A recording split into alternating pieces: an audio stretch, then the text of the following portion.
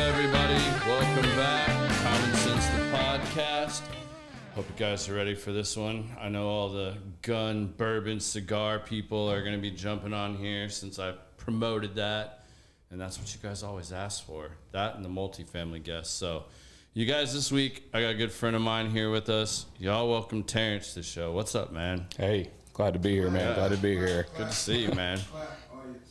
So, for those of you that don't know who Terence Chaney is, give us a little 2-minute spiel a little bit about where you're from, what your background is, what you do, so people can get to know who you are. All right, then. Well, I grew up in East Texas, Northeast Texas, so hated that. Got out of there as quick as I could. It's like being born in Oklahoma. Yeah, might as well have been. Yeah. But actually, some parts of Oklahoma are surprisingly prettier. Came up to Dallas as quick as I could. Piss the East Texas people off. And messed around with a lot of different things. Got into a lot of golf. Went to college. Learned a lot about the business there. Moved back to East Texas, unfortunately, and because the only place I could find a job in the golf industry was a pro out at the Cascades in Tyler. And I've always wanted to play that course. Really great course, man. They were really kind of in their heyday right when I was there. A lot of changes going on, but they had just built the facility as the Cascades instead of, oh hell, I forgot what it even was before that. It started with a B, I believe. It was an old maybe Briarwood. Yeah. There's 3 big clubs in Tyler, and that was one of them before it turned to the Cascades. But met a guy there that, I'd see members coming in, coming out. That's if you think about it, it's a high dollar facility. So, yeah, a couple $1 million homes on every hole. Everybody has their private carts. And I'd see one little group of people. I'd see them every day for 3-4 months. And then I wouldn't see them for 3-4 months. And I'm like, what do you guys do? How do you, what kind of lifestyle allows you to do this? They're like, oh, we're landmen. I'm like, what's that? How do I do it? Yeah. So I want to know the secret.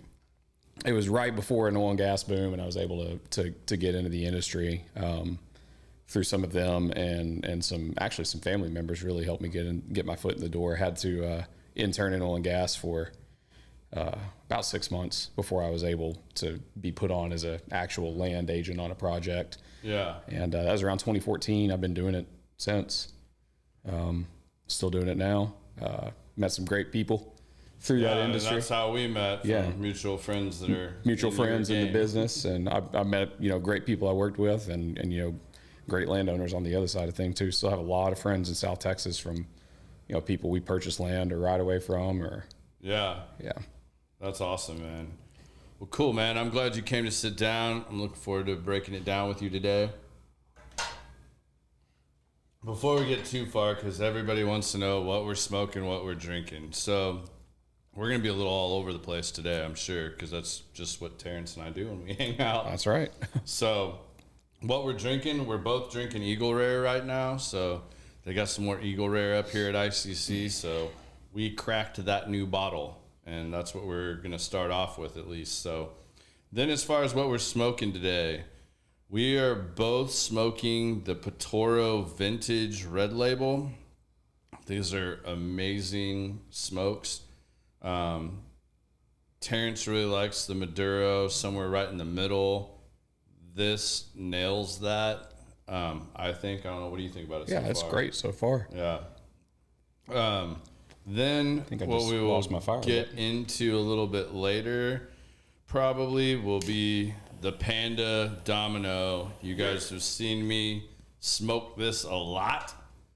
They got, I don't know. They said the last one was the last box they were getting, and guess what? Another box magically appeared up here. So there's still about, I'd say, half a box left up there at the front right now, unless I decide to go buy some more before I leave tonight. But yeah, Panda Domino. You guys all heard Panda on here, and that's a phenomenal stick. I hope he puts out something real damn close to that when he gets his new line up and going, because that is an amazing stick that Panda put out with Luciano. So I know Panda's gone his separate way now and is doing his own thing, and look forward to seeing what he puts out there. But that's what we're smoking and drinking tonight. So what got you into cigars? Really, it was our mutual friend, Don. I'd always dabbled a little bit. I've never really smoked anything else. High school, college, every now and then rip a dart or something when you're drinking, but never really caught on. Like, I'd never been fortunate, never had that. Like, just don't say it was Don's chocolate cigar. No. We know too much about that one. I don't even talk about that thing anymore. No, it wasn't actually. It never really developed a nicotine addiction. Like, I've never been a dipper, or chewer, or anything, but I always like the mystique, I guess, of cigars, the ambiance around them, the allure. It's always, you see them in movies and film. There's a draw to it there, right? But just started hanging out with this guy, and every time I was around, mostly at Javier's, just, here, have a cigar, try this, try that, try that. And I actually remember the first real nicotine buzz that I got. It kind of scared me. I know that's such a pussy thing to say, but I was at Industrial. Industrial, the one across the street we don't talk about, because I just moved to Frisco, and I only had to drive home just right across Preston Road from Grandscapes, and I was like, this is scary. I don't know, like, everything felt, but we hung out, and he kept giving it to me. Eventually I developed a taste and what profiles I like, and kind of found some just like this. This is really good. They're right in the slot for me. Right on. And eventually girlfriend bought me my own humidor. So I just kind of fell into it. It's like anything else that we do, right? And so you seem to find the same, guns, watches, cigars, whiskeys. There's a reason this podcast exists, right? It's because everybody typically always has kind of the same mind when they start collecting things like that, or at least people we know. Yeah, I would agree with that 100%. How did that help you, or does that come up at all for you in the oil and gas industry? Like, when you're out there with these land guys, like, is cigars a big part of it? Bourbon? What's usually like some openers or something like that like really help you guys? Because like, if my understanding is correct, a lot of times, like, you're out there searching for, all right, we want to be in this area, and you've got to go find that landowner and meet with them and start trying to secure that land and get the rights to do what you guys do out there. So is that something that ever comes a part of that, or is that down the road? It helps me a lot now, because now I'm the person that everyone's buying the stuff for. So I get to pick whatever I want usually. But so after I got into cigars and everything, I wasn't on that side of the coin then. I had become the company man, the client, the in-house guy, whatever term you want to use. So people, that we have contractors for will take us out to get our business, right? Just like a rep would, Yeah. So there's a couple of places in let's call it, the Permian, it's not really known for high culture out there, but there's a couple of places. A little more than East Texas. Especially where I grew up. But that has to do with there's only a couple of places out there that you can throw some weight around with a name. Like, hey, we're going to go to this place tonight, or go to this place tonight, instead of going to, like Roadhouse and sitting at the bar. Yeah. Or Longhorn Steakhouse or something like that. Yeah. Sorry if they sponsor your show or anything, but. Oh, no, you're good. You can say whatever you want. You're good. Longhorn Steakhouse, no. But you did find the Cork and Pig down there. Yeah, actually, the first time I ever had it. Something like that. Yeah, pork and fork. Yeah, something like that. It's really good. It's like, I think it's one of the best restaurants in Midland, Odessa. I think there's two of them now. Did so well out there, and then I believe there's one in Louisville. One here. Not Louisville. Dallas, I think. Las Colinas. Las Colinas. Unless they open one in Dallas.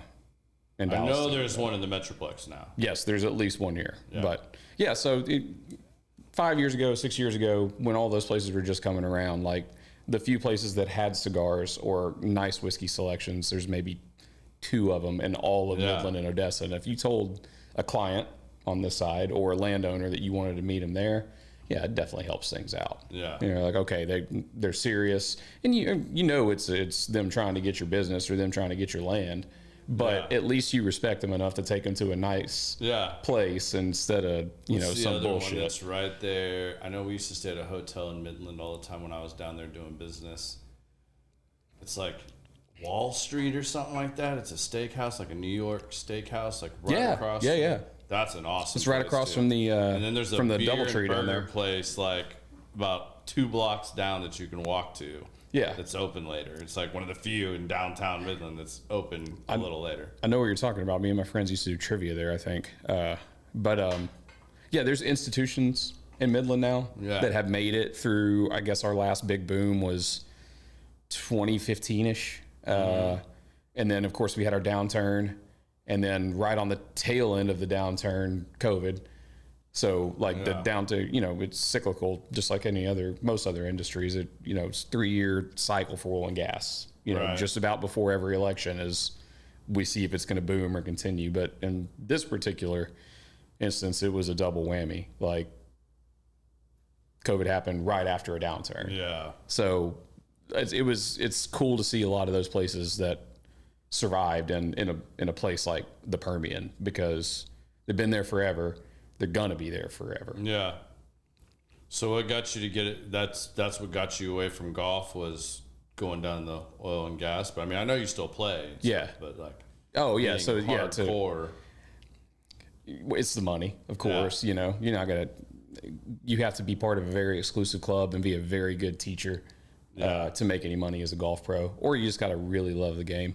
Right? Yeah. It's like being a chef. Like, if you really love the game or if you really love to cook, like, you don't want to stand on your feet for 14 hours a day and cook or give golf lessons. And you never get to enjoy it on your own after that, you right? And I, switching after 9 holes, lost to Archibald. Man. It still chaps my ass. Like, we need to get a rematch in soon because that was brutal. Well, hey. Like, we both fell apart at the same time. That was... I'm going to blame that on course knowledge because neither of us really got to play with Churton, did we? And he lived out there, so. Yeah, that was a brutal day. I smoked him on the final 3 holes, though. Yeah, we did get him back at the end, but yeah, that was a long day. We want to dive right into golf. That was something I was thinking about earlier, and thinking about like someone like Morikawa. Colin Morikawa. Mm-hmm. He hit. This is probably an incorrect stat, but something like 74% of fairways this year, which is absurd. I mean, people are like, well, I can hit 13 out of 18 fairways a day or 10 out of 14, right? But, the difference in you hitting a 35-yard slice and hitting the ball straight is about 3 degrees of club angle when you drive the ball. And that, I mean, to think that you're smart enough or that good at golf to determine if you're swinging a club at 120 miles an hour that you can control 3 degrees of tilt is absurd. I mean, that's absurd. It's a bit on the. It's just like Scheffler. I mean, like what is he up to? Like 7 wins on the tour this year? Yeah, but also he had 7 missed cuts. No, excuse me, 7 rounds over par. Yeah. I don't know how many missed cuts he had, but I saw that graphic earlier. 7 wins this year and 7 rounds over par. And then it was like, and what's the other one that finally won his first 2 majors? Xander, yeah, Xander Schauffele. Yeah.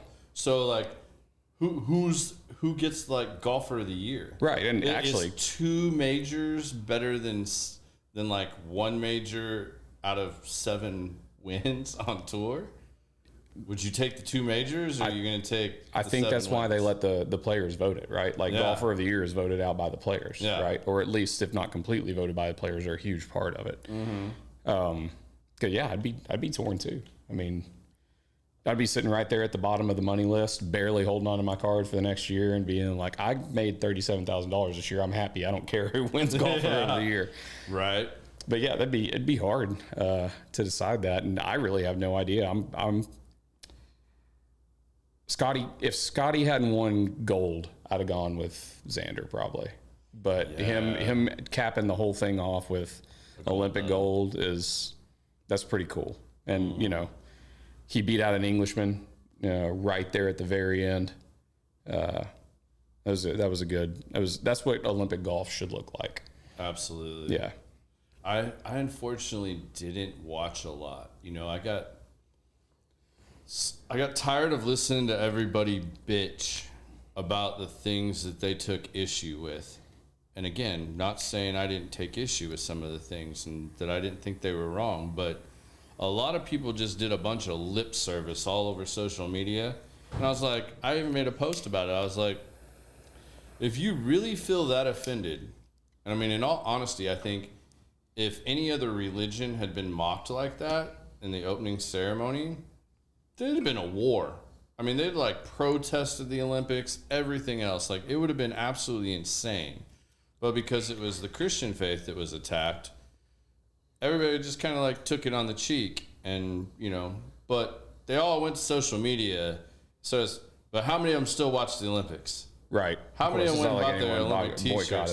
So if you really felt that way, like, why'd you watch the Olympics? Like, don't support. I mean, it sucks that the Olympic Committee allowed that to happen. And then, all these other great Olympians that people wanted to watch, they felt bad to support them. And, they've been training their whole lives for maybe that one Olympics. Mm-hmm. And maybe the only shot they get. But it's like, and then the other side of it that I saw from like the LGBTQ community were trying to say, well, it was the, great Dionysus, replication. And I was like, okay, if that's your stance, I understand, but you need to fire whoever from your community was in charge of that program because that was an epic failure. Right.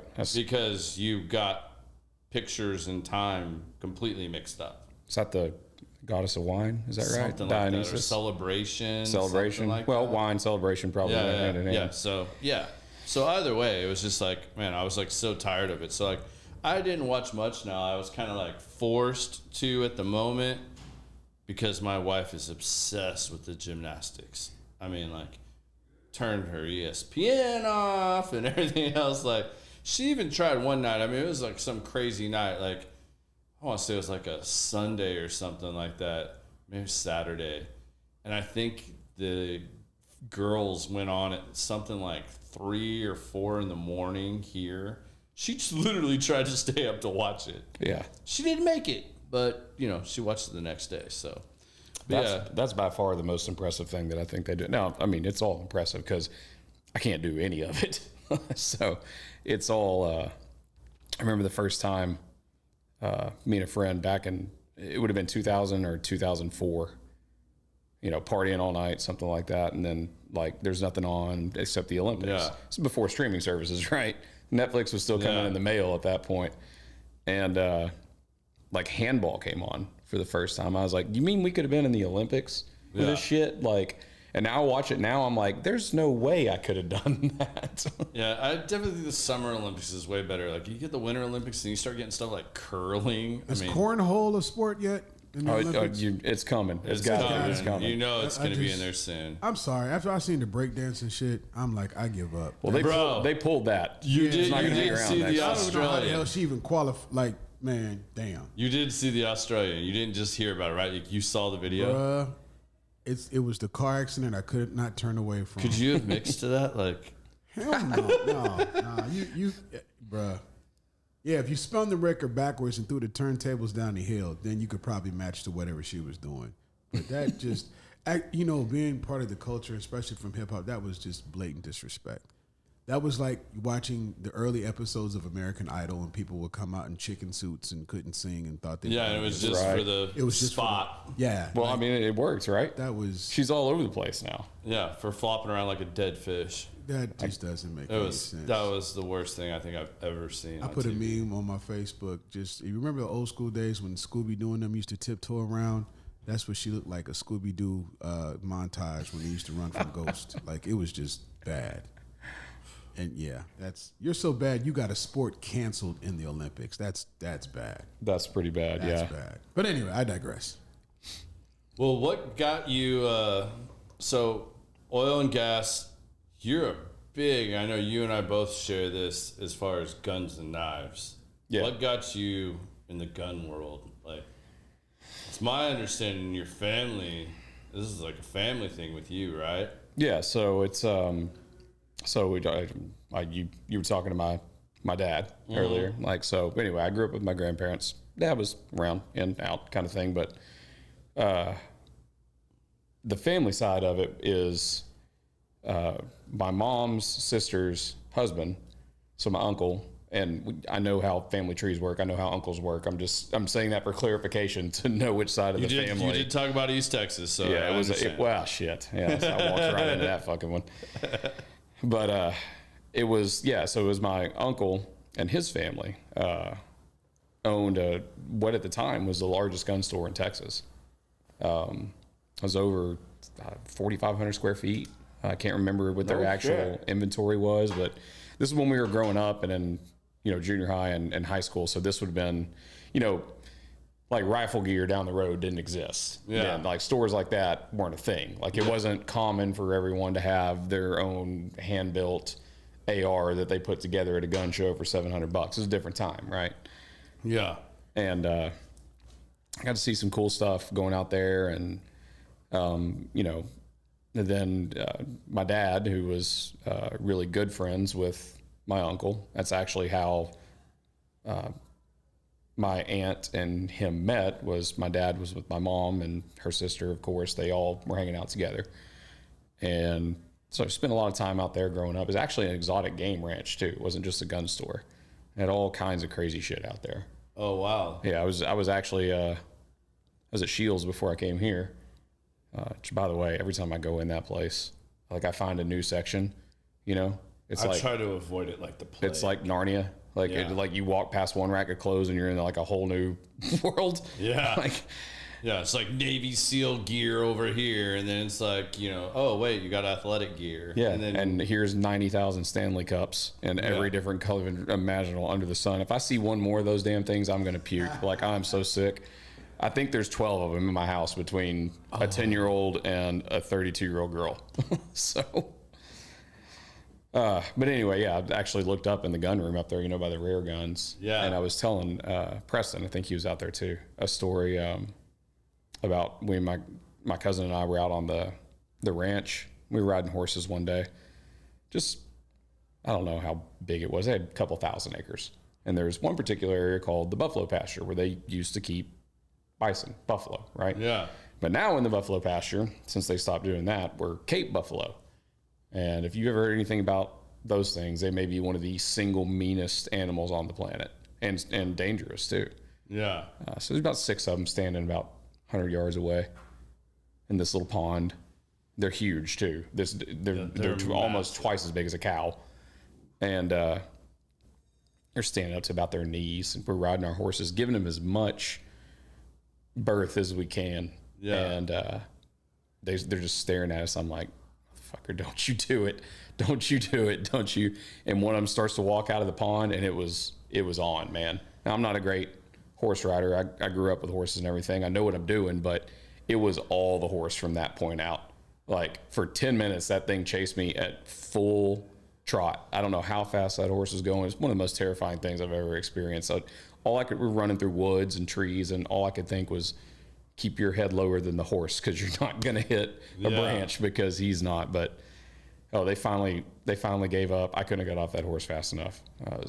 We took him straight back. I was like, that was wild. But anyway, yeah. So we These were sent to you guys from a couple of gentlemen. So. all right. Man, What do we got? I think it's a That's a- but it's just like crown with a drip of Coke on it. It looks a little darker. All right. So, yeah. That's definitely a I know Don who did it too. That's thing. Don. They plotting on you. Yeah. They want to see how fast They're they can trying get y'all to see drunk, how and the fast they can podcast can get detour this interesting. show. You had to shoot it, so you can't sip on that on camera. You already said Got to that. shoot. That's an They express don't get to train make to hell. rules. It does smell like it has Coke in it. Yeah, conversation about to be real interesting in 15 minutes. Yeah. Starting So now. that just got real. So anyway, yeah, it was mostly that, and then I learned to shoot, pretty young, with my dad. He's probably forgotten more about Western movies than anyone's ever known. I'm actually named after Terence Hill, if anybody knows who that is, which now you all can't unknow. He was an old Western movie star. You remember Back to the Future 3? Yeah. Where he draws the pistol on him, slaps him in the face. That's an old skit from a Terence Hill movie where he's holding a saddle over his shoulder, slaps him in the face, drops the saddle, draws the gun. I think I know what you're talking about now. Yeah. My grandfather watched Westerns all the time. He's blue-eyed, blonde-haired dude. Couldn't have looked more like me. Right? Yeah. Like, totally off base. But anyway, so, started with revolvers. Then went to long guns, mostly lever actions, bolt actions, old stuff. So it all came from a place of, I didn't just like, I want an AR one day, that kind of thing, or I want a 2011. It's started from a little bit of a history standpoint too. So what do you like to shoot now, and what do you like to hunt? So I got really guy. I mean, yeah, I'm pumped for dove season actually. Yeah. Except this is my favorite time of year because dove season's coming around. Everything's getting cold, or well, it used to. I think we're screwed for. It's hot out there, man. It's damn hot. But yeah, I love to bird hunt because bird hunting is like, dove hunting in particular, not all bird, but you don't have to be like in a stand and quiet. Like you're just out there having fun with your friend. We've had barbecues going and limited out on dove hunts. Yeah, if you're in the right place at the right time. If you know what you're doing, you're set up.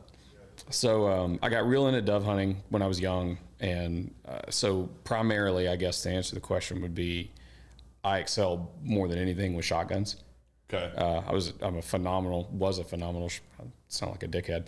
I'm a good shotgun shooter, not phenomenal. I'm shooting at least 85 every time I shoot 100. On clays. Yeah, I'm getting you out on my clay shoot next time we go on one of these. I take Terrence and bring my ringer. Yeah, and I do it with a field gun too. I don't have a trap gun. I don't have some weird, Satori with chokes on it. It's 29-inch barrel. I use my same gun I hunt birds with, same gun I shoot trap with. I know two guys that actually have like competition guns for shooting clays, and actually I'll tell you about three. And two of the three are legit. Like, it's worth it for them to have them. The other one, I don't see him doing any better. I take my Benelli. That is my true shotgun. I don't care if we're going out to shoot snow geese or Canadians, or if we're going dove hunting or we're going duck hunting. I'm taking my Benelli. That thing never jams. It never has a problem. I clean it once a year. Yeah. And that thing, you could drop that thing in mud and water and pull it out and it'll still fire. Yeah. So same for me. I hunt with a Beretta. So, same fellow, same family. Beretta, Benelli, it's all Stoeger, Franchi, Beretta, and Benelli are all. You'd laugh at me though. Like my dad had this, so I inherited a shotgun, and I don't even remember what brand it was, but he bought it. My dad used to be a gun collector when I was really young, and then he sold all that off when we had tough times. Kept a few things, but he had this Dux Unlimited shotgun, like beautifully engraved, like badass collector's thing. Well, when I got into construction and started getting go on hunts, I was like, I got a shotgun. That's what I went out with, and people would be like, "You're hunting with that?" And I'm like, "Well, it's the only shotgun I own. Like, yeah, that's what I'm hunting with." But then we started doing these blasting casts down on the coast, and the salt water started hitting it, and I was like, "Man, this is a pain in the ass." Like cleaning it every day, and just making sure to keep that salt water off of it and stuff like that. I was like, "All right, this is a bad idea." So then I ended up selling that gun. What'd you get? Did you get a Super Blackhawk or a Nova? I think mine's a Nova, if I remember correctly. It's probably one of the best duck guns ever made. Yeah. Whatever. God, this would have been about 10 years ago, and a brand new one came out that took the larger shells. Like mine. 3-inch. You got one that take 3.5. Mine will only take 3-inch, I believe. Actually, I think I can shoot both. Can't remember, but there was a new one that came out, and I want to say it was 3.5 and 3.5-inch shells. Yeah. So it's 2 3/4, 3 inch, And or this 3 1/2. guy that was a vendor of mine was like, "Hey man, I'm buying this gun. I need $400 so that I don't have to tell my wife about it." He's like, "You want to buy my old Benelli so that you have a good gun since you're selling that other one?" Were you like, I was like, for $400? Yeah. And he brought it to me. I mean, it was brand new, pretty much in the case. He'd only fired a few times, had all the chokes, everything. I was like, yeah. So I bought a Benelli for $400. That's a steal. You can't even get the bottom of that tier, a Stoger, for $400 anymore. And I've had lots of those, and we got those. Like, it's weird to not have to care, like a Stoger. And you're walking. I could do it with a Benelli or Beretta too, but I'd be a little more nervous about it. Setting decoys with no light on a frozen lake in the morning, cracking the ice with the butt of your shotgun when you're walking out. Yeah. And then, not having a dog, having birds on the water and going out to get them in a John boat and realize there's no paddle in it. Oh, I got a Stoger. I can use that as my paddle. And we've done that plenty of times. Duck hunting was a lot of fun when I got into that. Yeah, that's what got me hooked. I think it really kind of did me too for a long time, because you get over being cold real quick. I mean, even if you got the best gear, if you're standing out chest deep in water in February or January, in a lake that's remote, you're going to be cold for a little bit, but it goes away real fast, especially once the birds start flying. But I think that's the big thing too, that I hear a lot of people that don't like bird hunting, they don't spend the money and buy the right gear the first time. No, yeah, that's if you just buy the right gear and get the right stuff and make sure you have your layers, buy it once. Yeah, buy once, cry once. If you don't, you're going to be buying it 2-3 times to figure it out. So like, get somebody that really knows what they're doing if you're going to go down that road and you haven't done it, and buy the right gear. If you have the right gear, you're not going to be as cold as the people that don't, or wet. As long as you can stay dry, you're good. Yeah. Like, you can tolerate anything else. For the most part. But definitely. You get the wrong gear and you get cold and wet, you are screwed. Yeah. And you're going to hate it. So for anybody wanting advice or anything, buy once, cry once, right? It's go and don't go buy whatever. Don't go to Academy. And whatever buy, Walmart's variant of waders are right now. Yeah. I mean, game winners are not bad. They'll get you through in a pinch. But if you're going to be somewhere where it's really, really cold, for example, okay, last year we did we went hunting in Terlingua, which is, if you've ever been there, beautiful, but also desolate. Yeah. I mean, we rode 45 minutes in, 45 minutes out on a mule just to get to where we were hunting, and rode around all day long. In the morning, it was 27 degrees. In the afternoon, it was 78 degrees. That's that high desert stuff, right? Yeah. So we were out there, and this was the first year. I've always had pretty good gear, but I bought all Sitka stuff for this hunt, right? So I'm like, okay, what's the best in temperature regulation generally across the board? I'm sure there's some Sitka haters out there, if anyone's even listening to me. It's worth it. And I mean, buy their stuff on sale. You don't have to buy their brand new stuff. Get their stuff on sale, but it's to be able to layer properly and deal with being that cold in the morning, to just putting your top layer and wearing your other layer that works just as good in the heat as it does in the cold during the day, because it's an all day thing out there. You don't have the option to return to the hunting camp. Once you're out there all day, or until you kill what you want to kill. And we were looking for elk, and hopefully I'm right about this, or the game wardens are going to be after me. I'm pretty sure I am.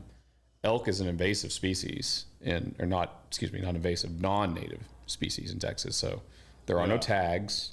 There is no lottery. There is, if you see an elk, you can kill that elk. And I guess ultimately as many as you'd like to kill. But who would ever need more than one? It's 600 pounds of meat. That's insane. I have not done an elk hunt yet. I definitely want to do that. I've heard that is a ton of fun. And come to Terlingua. A lot of work. Come to Terlingua. It's, I mean, So you've been whitetail hunting. Yeah. Okay, so you've been mule deer hunting. Yes. Okay, so you know how much bigger a mule deer is as a whitetail because you don't really understand that until the first time until you kill one. It's not that much bigger, but it's more work when you dress it. Yeah. So like 3 mule deer and 3 whitetail put together equal an elk, right? Yeah. So it's that's where I lack in the hunting department because I've been spoiled because I get to go on all these client paid trips or we're paying to entertain a client. I have only dressed 2 deer in my entire life. I'm not far behind you. I've only done it a couple of times too. And I've always, thank God though, I've always had like really good people with me that can like help me, show me, and or it's a paid hunt, so the guides are dressing everything. So that's always been really nice. Yeah, it is. I mean, because it's a lot of work, and you watch somebody that hasn't done it a lot of times versus somebody that's done it, and they're like in there with their surgeon knives and just. Yeah. Well, and then you're constantly like, oh man, I missed that piece. I missed this piece. I left so much meat on the animal kind of thing. Right. So, yeah, I mean, it's good to have those people with you. I think it's a skill that you should all know. I mean, basic butchering is not difficult. Think you just imagine it's a weird, skinny looking cow and cut it that way. The Shop Boys, your fan club's here. Yeah, no kidding. They're all online and they're here. I can't tell who's in camo. Can't see either of them. Yeah, we'll get there. They're already hammers. What do you call it? Black tooth? Black tooth. If that's what this is? Yeah. All right, let's drink this stupid thing.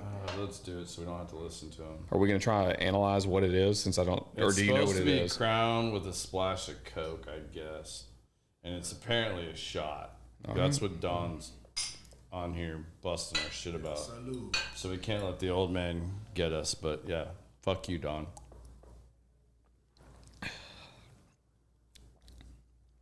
There's something else in there. Yeah, that's not just Coke and Crown. So this conversation, ladies and that's gentlemen, that's is about not to go the from greatest shot I've ever elk done. I think I got some elk or something. Yeah, it's gonna go to that real Talk quick. too much. I keep Too letting this guy bad. We go. should have filmed this at like JR's place and done this at Will Call or something. He's gonna do that. At least JR and those guys and Sean, or maybe at the back 9, because then we'd have way better drinks than that. Oh, Yeah. Don, you're an asshole. Yeah, I don't care you can, if that's dime bag shot or not. I can't. Yeah, no. Is that what he's saying? Is dime bag shot? Yeah, he's saying it's dime bag Oh, shot. I think it's 'Cause probably you got because the I'm wearing Pantera shirt on? my Dallas Stars Pantera shirt. Yeah. I mean, it's not Pantera, but I'm pretty sure that's the intention. So, That's one thing I loved learning about you is you're one of the few people I've met in Texas that I can legit talk hockey shop with. Like, we're both Dallas Stars fans. I was originally a Hartford Whalers fan. They don't exist anymore. So, when I moved to Texas, inherited the Stars. But it's so funny that, like, when we're in the playoffs and stuff, everybody here is a Dallas Stars fan. right. But you ask them basic questions or who their favorite player is, like, it's either the captain, one of the captains, or it's, the most bland answer in the world. And you and I, like, started talking and, like, I still love this. I got you with the Chris Pronger trivia. You did. I had no idea. The first team I can remember him playing for was, you know what? It's not the first team I remember him playing for. It's where I remember his highlights from, and that makes sense because I got into hockey a few years after you, so that was around the time that he would have gotten traded. Yeah, and I mean, the Whalers dissolved, I want to say, within, 3 years of him being drafted. Yeah. I mean, it was very short-lived. My big experience was, when I moved to Connecticut, I knew shit about hockey. That was like my initiation. When the ponds froze over, all the kids in the neighborhood were like, hey, you want to come play hockey with us? I'm like, hockey? I don't even have ice skates. We don't even own a snow shovel. And they're like, what size you wear? Whatever I said at the time. And they're like, oh, I got skates for you. Come on, man. Just like throw some sweatpants on, a hoodie, and come on out. We've already cleared the pond. We're gonna play hockey on the pond. I'm like, dude, I've never ice skated. Like, oh, we'll teach you. So, I get out there, and I mean, I look like a brand new baby bird trying to learn how to walk. Like, I mean, I'm all over. I finally get to where I can got the bend going with the legs. Yeah, like I mean, I can barely stand up, but I get to where I can like at least move forward. These guys have been skating since they could walk. Yeah, I mean, probably better skaters than they were walking. They're skating backwards. They're cutting ice. They're going at it. And they're like, well, all right, man. Like, you look like you're doing pretty good. Like, come play hockey with us. And I'm like, seriously? Like, I felt like I was gonna be the kid that like nobody wanted to pick me on their team. No, I was the first pick of the captains. And I'm like, something's fishy here. Yeah, did they ever give you a reason for that? Oh, we're getting there. Yeah, I figured. Yeah. So all of a sudden, I mean, I can barely stand on skates and I can go forward a little bit, but like I'm falling down constantly and all this. These fuckers start passing me the puck every chance they get. And if there's somebody within 3 feet of me, they are lighting my ass up. I mean, you want to see, there's no boards on a pond. Right. But I'm flying 10 yards across the ice and just getting annihilated every second they can get a hit on me. Nobody's wearing any gear. The only person wearing any bit of gear is the goalies. Yeah, right. Yeah. But I'm just getting lit up. After about the third hit, I was like, I'm fucking done. I skated over the side, threw them sticks, took the skates off, threw them down, put my shoes on. They're like, oh, you're leaving, man? I'm like, yeah. Any of y'all want to come over here on the ground? We can go. I'll fight any one of you that's laid a hit on me. And if not, I'll see you during baseball or football season. Like, they annihilated me. Like, I was like, oh, okay. Initiation to hockey in New England. I mean, well, and, what a place to learn it, too. Like, I mean, the following for the Whale in Connecticut, that's legendary status stuff. Like there's not a lot of teams that have that kind of rabid fans out there. It was a huge deal for them. What is it? One of Gretzky's first face-offs versus, was it Gordy? When he finishes at 51 years old, finished for the Whalers. Think so, yeah. 51 years old. That was it was a way different game then, but I mean that stuff's crazy. And I'm no athlete, but I played sports. I tried hard, in high school. I tried to stay fit after college or during college and all that, but I learned to play hockey in Florida, of all places. Don't get me started on that shit, boy, because I can't stand any of those teams. Man, I hate all those teams. More than the Avalanche or Vegas? No. Yeah, actually, so. You know what? I have no real hate for Vegas. I don't, because that's a new thing. And you know what? Vegas knows who they are. They know with their bullshit long-term IR stuff that they do with players like Mark Stone and keep them off the roster. Like, I don't like how they found a way to cheat. Good for them. They found a way to cheat. They became the Yankees of hockey and an expansion team. Well, I mean, in that draft too, like the way that draft happened. Remember, like 2 years later, the Kraken came in and they were like, no, we can't do that anymore. We're not drafting like that. No, that was ridiculous. The Kraken gets screwed. Sorry, guys, we fucked up. Like, we need a different kind of draft system. That's it. And because there's a team full of second liners. That's all it was. The Knights were, and they were able to. A team full of young second liners mostly too. Yeah, they robbed every team of like their draft picks. That basically you couldn't just say like, oh, I'm gonna protect this guy. Like he's like, I gotta leave him in the farm system. Like I can't do it. And they came in and just like, and it was guys that the house developed. Yeah. Like, and so now, you're like, okay, here's the trade value on this guy. Who's a good example? Marshall, maybe? Marshall. Yeah, maybe he's a good example. Like his trade value skyrocketed because he developed as a player, but he was a second line dude on a failing team. And someone was like, oh yeah, extra scouting. We don't have to look at him in hockey or whatever, AHL, OCHL or whatever, OHL, whatever. It was like, we've seen him play NHL games. Yeah. And he's still developing. Like, let's grab him and trade him in 2 years and get a great return for him and build a team with a good mix of veteran and young players. And that's why Vegas is who they are. Now, they have an incredible fan base. There's obviously a ton of money that's pumped into that system. Look at the stadium, look at the town. Like, I've seen it, but I haven't actually gone to watch a hockey game. They need to play a game in the Sphere. Yeah. Like that thing looks ridiculous from the outside, by the way. I don't know if you've seen it in person yet, but I flew in and saw it outside. I have not been inside yet. My wife has vestibular damage. Sarah, she can't. So, like, we wanted to see, I think last time we were in Vegas, like, U2 had just ended theirs. So they were on, like, the break before they brought in. The next was, like, Wu-Tang. And I was like, oh, I want to see this so bad.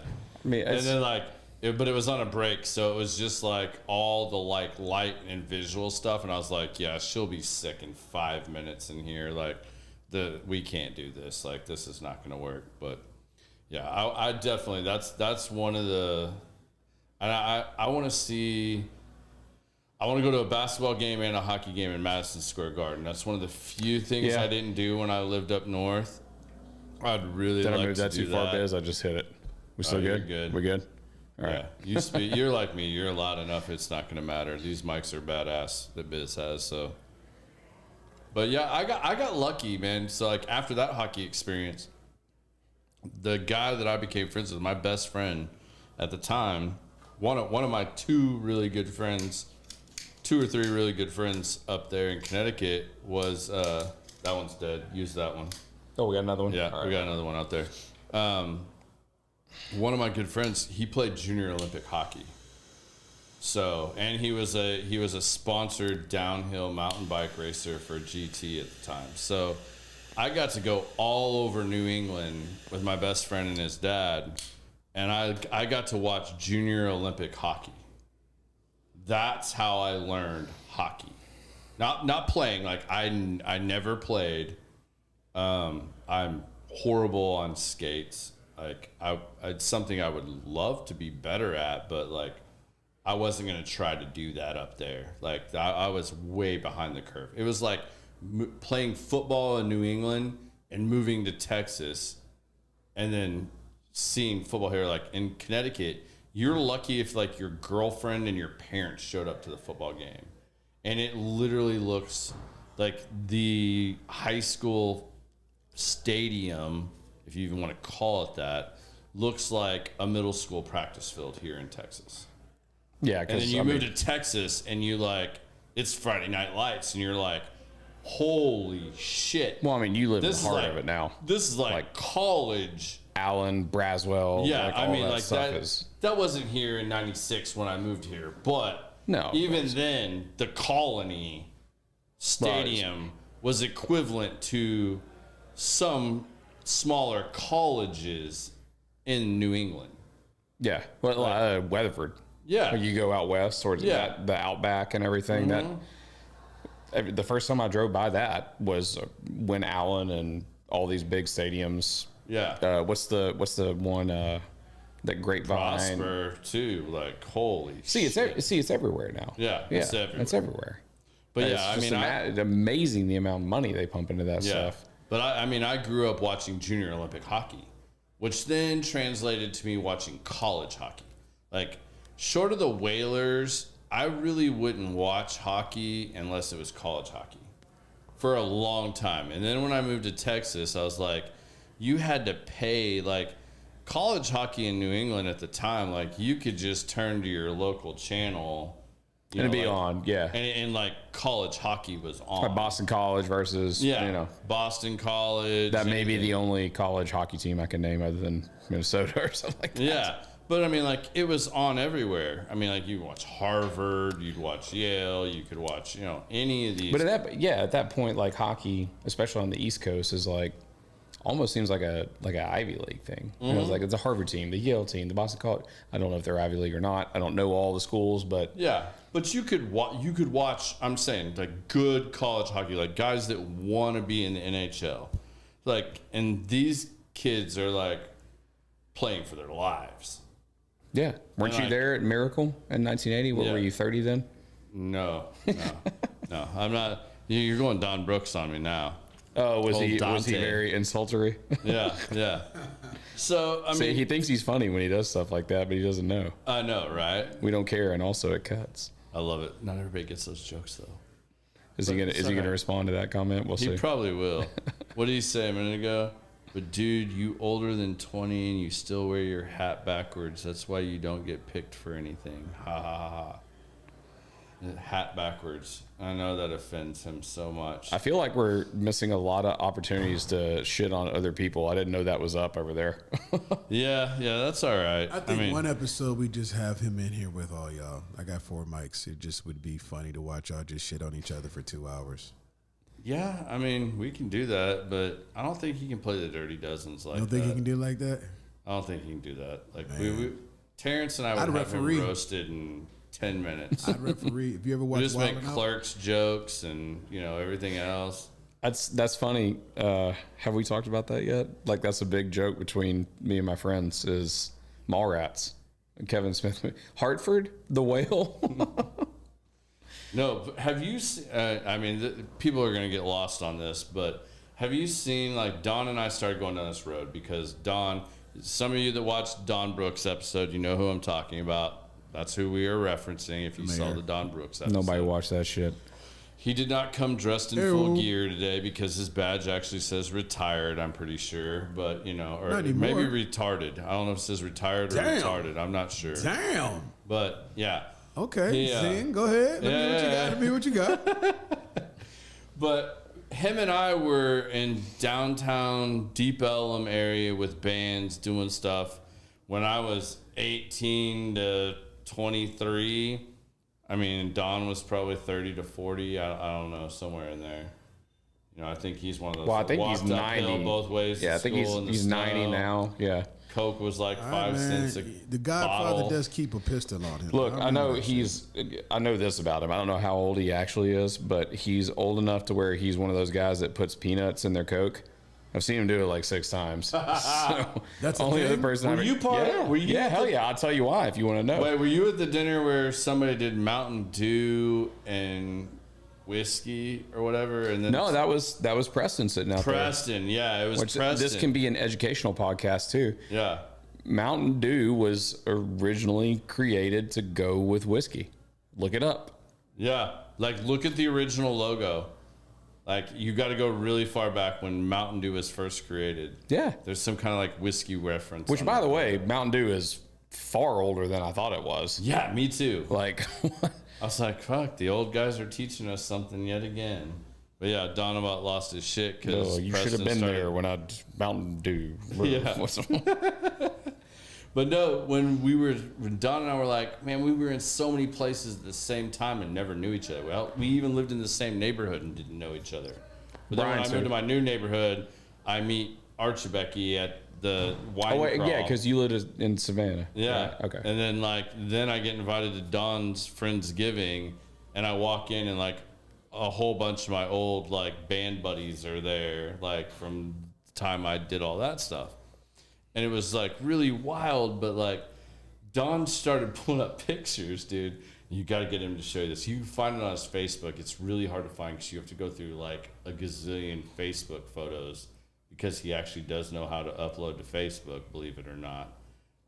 Unlike most senior citizens, he like is on Facebook all the time. So I think that's where the technology like stopped. Yeah. Facebook's pretty old technology. He probably still remembers his MySpace password. Yeah, I bet he had a Vine. He probably did. But anyways, man, he's got this picture, and it's Don, dude, with like the butt cut and like long hair, and he's got down, and he's like wearing like a black trench coat. He looks just like Dante on Clerks. Exactly like Dante on Clerks. Yes, I know. And I started calling him Dante, and he's like, "Fuck you, shut up, I don't want to hear it." But for that scene at that time, he looked exactly how he was supposed to look because he could have stepped in and looked exactly like a bass guitarist for any one of those bands that were playing down there in Deep Ellum, right? Mm-hmm. Like he'd have looked just like him. Yeah, he could have played bass for sure. I mean, I don't know if Pimpadelic would have let him play bass for him, but I mean, he could have fit in somewhere in the crowd. I just figured that was probably like his paramount, what he could achieve, maybe bass. You could do like karaoke at like Vampire. We could give him Lounge or a tambourine, maybe. cowbell. All right, man. Let's dive into something else. Like we can't started just with rip on guns, Don and now all we've gone night. to deep I mean, element as Don much fun hate. as that would be, I don't think our audience would love us just ripping on Don because half of these people don't know Don. Dude, tell me about where. I mean, like I get the family history with the gun shop, the hunting ranch, and all that. You've shared with me a couple of times when we've been sitting around bullshitting, drinking, and whatnot.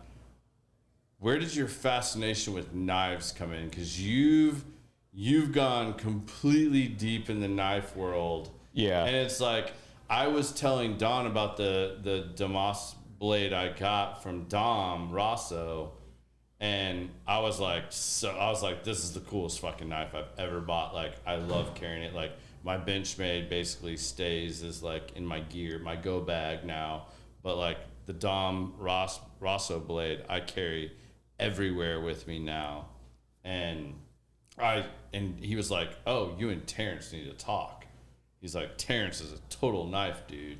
And then I sent you a picture of it, and then you dropped like all this knowledge on me, and you were like, hey, check this out. And you were even showing me like you went and took like, I don't know, you want to call it a course or a class, like you forged your own knife.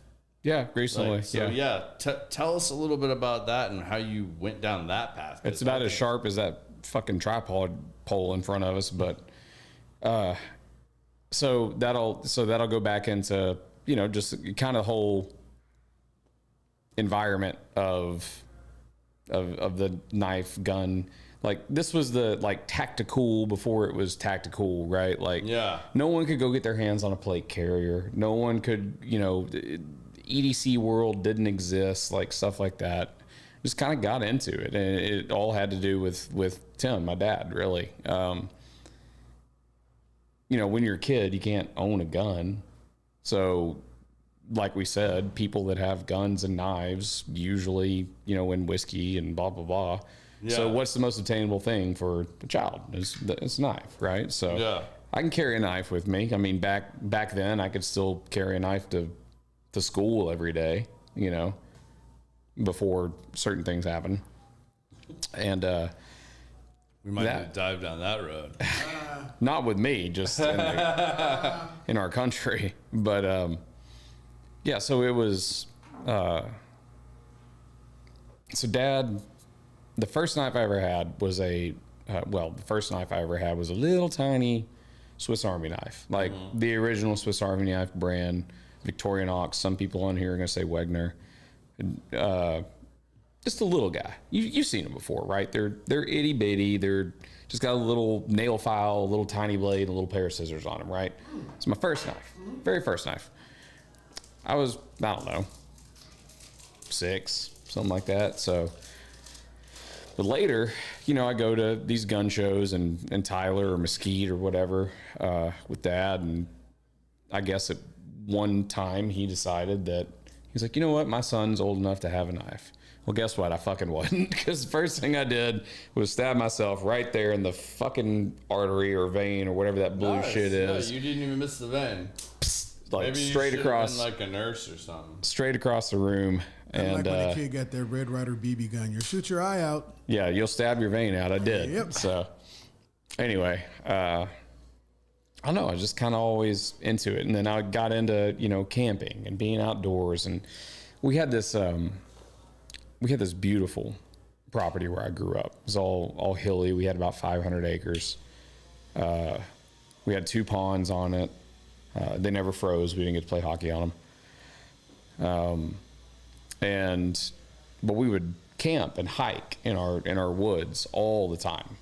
And it does. I mean, that's a lot of acreage to camp and hike in. Of course, eventually you learn it by like the back of your hand. But if you walked far enough through our woods, this extremely secluded, extremely not well known about like 10-acre lake just appears out of nowhere. And it's on your land. It's yours. No, it wasn't. But we were friends with the people that owned it. It was probably about a half mile in from where our property line actually met. So if we pulled up a Google Earth, it would be like right there. You know, yeah. Right. So, but I mean, it's a hike to get there, and it's all overgrown and everything. But to get there, it's you know, there's a beach on it. Like, it's a big lake. You know, it was bigger than our city lake when I grew up, and it was just tucked back in these woods, and no one knew about it. It was obviously, there's extreme historical significance to it. I can't tell you how many bones, pottery, arrowheads, tools that we found there over the years. Every time there's a big rain, you find that stuff. I mean, Tim's still finding them, you know, as of 3 weeks ago, you know, finding arrowhead points this long that are almost completely whole, just tiny chips and beautiful stuff. Now, I wouldn't even want to begin to date them, but, you know, they could be, based on the type, somewhere between 800 to 3,000 years old. And you would expect that for some sort of a civilization to be around that amount of water. Yeah.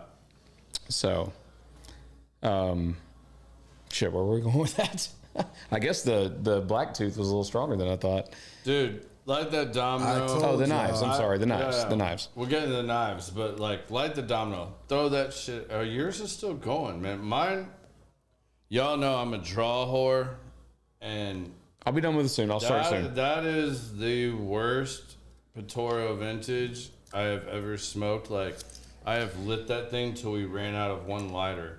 That's literally how much I know about it. Like, I thought it was awesome. So like, maybe yours just sucked. Maybe mine's cigar. good. It still tastes amazing, but like, it's driving me nuts. Like, I am so tired of like relighting that cigar. Like, it's absolutely killing me. Oh, you're so good. Thank you. Thank you. So so I'm on to the domino. So for anybody that's wondering, I'm switching gears. Yours is still going miraculously. You've set yours down. I've only had to relight it like 9 times. So yeah, I was way past you. So I see. But yeah, so that was, I guess what I was trying to illustrate is the vastness of the property, because we got 400 or 500 acres on my side, and then 1,000 acres on the other side. And that's when I was a kid, we traversed it on foot all the time. So we got to some point where, my relationship with my dad was, let's hang out in the woods. Let's do this. Let's do that and everything. Cause he wasn't an authoritarian like my grandparents were, kind of like, hey, sit here, do your schoolwork, then you can go play kind of people. It wasn't him. But he'd leave me a note in my room or something. He'd be like, hey, got you something new. Come find it. You got 48 hours, like on a weekend or some shit like that. So I just pack my sack and walk into the woods, and he'd leave me clues all over the place. Sometimes it would be as simple as broken twigs, like you're tracking a deer or something. Or sometimes it would be as obvious as like a paracord arrow written out on a tree. And if I made it to eventually where I was supposed to get, there'd be usually a knife or machete or whatever with a note, and it was like, good job, dude, you found it. I'm over here. Come, let's camp out this weekend or some shit like that. So, but that's where it started. And then, just kind of because the crowd that he was around and the people I was around always carried something. And I'm not talking about every now and then I went and bought one of those Smith & Wesson knives or something at Walmart. Yeah. And I had one fail on me, and I cut myself extremely badly. And I was old enough to understand at that point, I was like, never buying one of those again. Like, I hate Gerber. He's not exaggerating. So there was about 4 of us sitting here pre-show, and I just got my Benchmade back because my clip fell off of it, and I was super leery about sending it back for a Benchmade warranties it for life. They'll sharpen it for life for free. I just wanted my same knife back, but my clip fell off. It has 3 screws in it, and somehow miraculously all 3 screws came out. Knife ended up in my pocket, but the clip gone.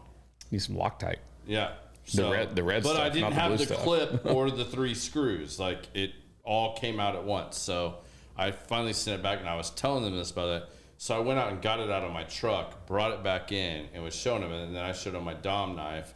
And between 2 guys, your dad and Don Brooks, I don't know, 5 knives came out of nowhere. I mean, I'm just saying, I think 5. Even this really cute one you did your dad, where you like tied this like cute little bracelet like this that my wife makes fun of me for. Oh, you know, where you, like, yeah, your fucking little, like, snake knot lanyard. Yeah. I hate that shit. My brain doesn't understand how, like, spatial thinking, I hate that stuff. Yeah. So yeah, like you're not exaggerating. Like, I know how much knives have been around you, because literally I think your dad pulled out 2, Don pulled out at least 3, and I was like, the fuck? And I know Don has a gun on him. I mean, he'd never not have a gun on him. So he's got 3 knives and a gun. I'm like, all right, John Wick, let's roll.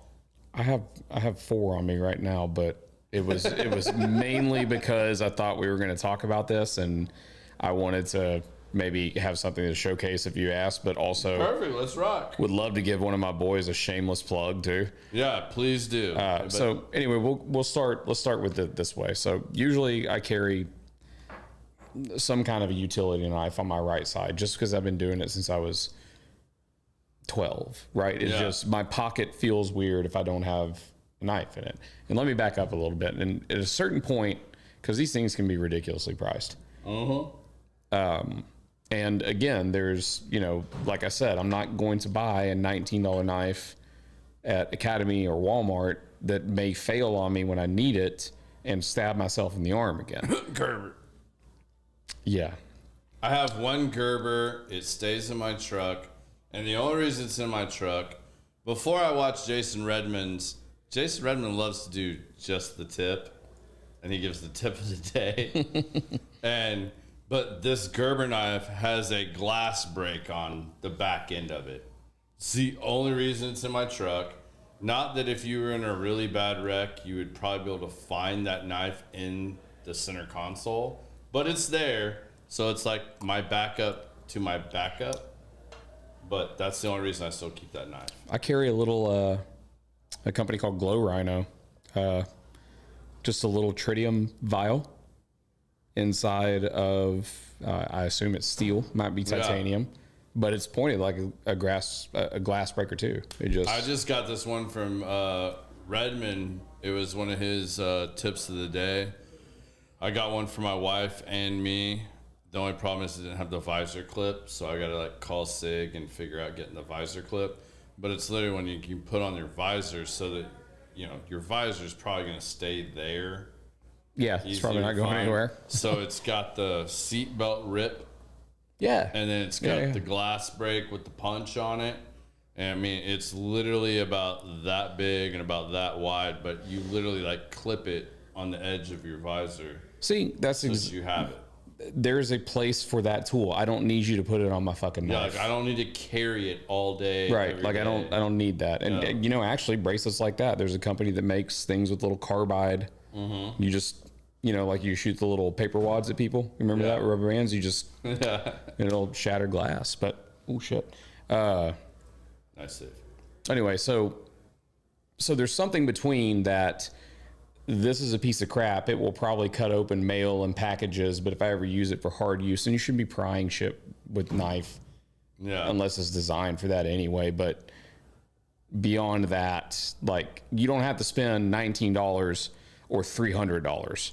There's a medium in there somewhere where, it's not extremes one way or another. But so Benchmade in particular, do you know what the butterfly tax is? Yeah. Right. So for those of you that don't know, here's a Benchmade. Benchmade's thing has always been, I don't know if they can see that, probably not, but they might be able to. There's a butterfly on it. So when Benchmade started getting extremely popular, 'cause they've been around since the late 80s, but when they became, somebody that now it's the most cloned knife in the world. Biz, you got a Benchmade over there? Oh, that was a lighter. I sounded like a knife click. They started doing their own mat pricing, and which means it's kind of like Oakley. Like, unless it's on sale or something, you can't sell their product for less than they tell you what they can sell it. Yeah. And it's gone up and up and up and up. Like, you want to sell Benchmade knives, you will sell this knife for $320, no less, or we're not going to be your vendor anymore. And there are like, so this one in particular, we'll use this as an example because it's a great example. Yeah. I didn't think that this was a great knife until I held one at a gun show, Wanamaker in Tulsa, actually, that massive 11-acre thing. Yeah. I saw one at Shields. It was $530. I was like, are you kidding me for a Benchmade? Mm-hmm. And I saw one at about $445 at that show. And I was like, I got to see one of these. I got to see what the deal is. And you can see, I mean, it's... Yeah, just for example, this is it's razor thin. This is my Benchmade. Same thing. Butterfly. Yeah, that's an Osborne. They redid the clip. They also laser engraved for me. That's a reverse Tonto 941 Osborne. I was just about to ask you if it had blue backspacers. And yeah, I've owned this knife before. It's the only thing that pisses me off. So I sent it back to them.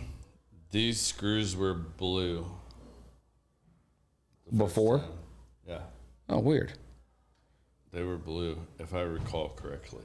And I may be wrong, but I've never seen one like that. I'm but pretty sure because like they got the blue backspacers there. I had that exact knife. And this was a gift to me. This was like shout out Bill Armfield. Not that you're watching this, but this was a Christmas present that he got me one year, and I carried this forever. It's one of my favorites that they've ever done. It'll segue nicely into what I'm going to say about Benchmade. But look at the thickness is almost the same, but look at your blade real estate. Yeah. Comparatively, right? And that's just technology. That's just everybody getting better at making knives. It's the same lock system. Mine looks different, but they're still both Benchmade Axis locks. And I was hesitant. Do you like that style? Love push? it. One of the best locks. I still like that's one of my favorite things about this knife. Yeah, it's one of the best locks that was ever created. The only other is, I don't think I have a frame lock. I didn't bring my bag in, or I do, but Benchmade in particular, since they're probably the biggest name in knives besides Spyderco, when you're talking about premium or mid-premium knives, not the stuff you buy at Academy. They do offer that service. I mean, and many times I've had a Benchmade fail through hard use. Yeah. And I've been able to send it back to them, and sometimes they've even replaced the knife. Yeah. And I think it costs $5. Yeah, you buy pay $5.95. Shipping back. Yeah, that's it. And they put their factory edge back on it as much as they can. Yeah. Like, I don't know if you're a good knife sharpener or not, but that shit is not easy. No, it sucks. No, I bought this really badass knife sharpener, but my wife, it's like nails on a chalkboard. She can't stand to hear it. Like, I was sharpening our kitchen knives with it, but yeah, like, and same thing, like the Dom blade. I'll show this one too. See, there we go. I gotta light the thing again. You want me to just skip it and move to the Panda? I would. Okay. I mean, if it was me. I feel left out, man. I should have brung my only fancy knife I got. If you heard of a company called Cabot, they make the really fancy 1911s. Yeah. I have a Cabot knife. Like, it's like made out of some metal from space or something. That's cool. It's cool. I mean, I've been trying to get, like, I'd go to Half Face Blades. Yeah, he does amazing custom work, but like, man, they have like a drop every now. He's in San Diego, I believe, but like they make amazing custom hand knives, and they make all kinds of knives, but they're all handmade. They're badass, but he does a drop like every Saturday. I think it's like noon or 1 o'clock here. He's like the Michael Jordan. He does, man. You gotta get on there, man, and like, you can't care about price. You just kind of gotta like as soon as it pops up, you got to click and just be like, buy. Because if you hesitate for a second, they're out of there. It's gone. I mean, like, it sucks. And Joseph, I'm going to get back to some of these comments because I don't want to, like, oh, Joseph broke it down, but yeah, Joseph, get onto the knives. I completely agree with you about the Patoro. I love this cigar. Like, I've smoked a shit ton of these. I bought a box of these, and I love Patoro. Richard Pablo is, like, Pichardo is amazing what he does. That particular cigar, man, like, I can't keep that damn thing lit. Like, and y'all watch me. I mean, I'm over here smoking on it. Like, he's, like, gotten into the interview just like most guests do and not stayed on it. I'm trying not to fuck up, really. He's lit it, like, 8 or 9 times. I have this much left. We burnt out an entire lighter. That's never happened on this show. Like, I pulled another one of my personals out, like, just so we could keep cigars lit. Like, I got an oddity. Like, I'm not bashing it. It tasted amazing. It just, man, like, that one will not smoke. If it had been in reverse, his would have been done 25 minutes ago. Yeah. But since I've been slow playing mine, I think he did get like a one-off because mine's been fantastic. Yeah, it's totally a one-off. Not knocking them, not shitting on Patoro in any way, shape, or form. Like, absolutely love Patoro cigars. I just got a particular bad one. I don't know what else to say about that. And yes, my lovely wife, I agree with you. Being in Deep Ellum with Dawn is a whole different experience and makes life a lot easier. You feel a lot safer. And yes, that badge provides him extra things. It absolutely does. You never feel unprepared or unsafe when Did he text you and say, "Hey, defend me. They're talking a lot of shit about me over there"? Yeah, I don't know if he's. No, did he text Sarah? Did he text Sarah? Me? He better just comment. No, did he text Sarah? I don't know. Sarah, you have to comment on that. But what I was gonna get to is, like, this is my favorite, like, everyday carry. This is Dom Rosso, who Dynamic Solutions, right? Dynamic Solutions. I would love to have him on the show someday. He is on my, like, top 10 people to sit down and have a chat with. This is Dom Rosso. This grip is probably the best grip I've ever felt on a knife. I don't know how much you guys can see that on there. He literally formed and patented this grip with Play-Doh. He grabbed his kid's Play-Doh and made something that just felt amazing in his hand. They're incredible. He's got, he was a Navy SEAL. He did CIA stuff. He's done all kinds of amazing shit. If you want to look up Dom Rosso, look it up. They have amazing customer support too. You guys have seen me wear my Silent Night shirt. That's Dom Rosso. But yeah, these his blades. He has another one. I don't dive, but if you were a diver, he has one called the Neptune. It's a badass knife. Obviously, very corrosion resistant. And everything he makes is so that you can carry it. It's easy, quick access if you need to defend yourself. Like, Dom Rosso makes some amazing shit. How'd you find out about him? How did I find out about Dom Rosso? I'm going to have to give Sean Ryan probably credit for that because I think it was when I loved Sean Ryan's podcast. Another person I would love to sit down with. Sean Ryan is doing things that if I'm going to watch the news, I want to watch the Sean Ryan 60 Minutes. Okay. Like what he's putting out there, what he's uncovering, what he's speaking about, I think is absolutely amazing. And I'm pretty sure it was when I watched Dom Rosso on Sean Ryan's show. And I was like, oh, cool. I want to check this dude out. Like, he gifted Sean, I think it was the Neptune blade. And I saw it. And I went back and forth because that's about a $500 blade. Yeah.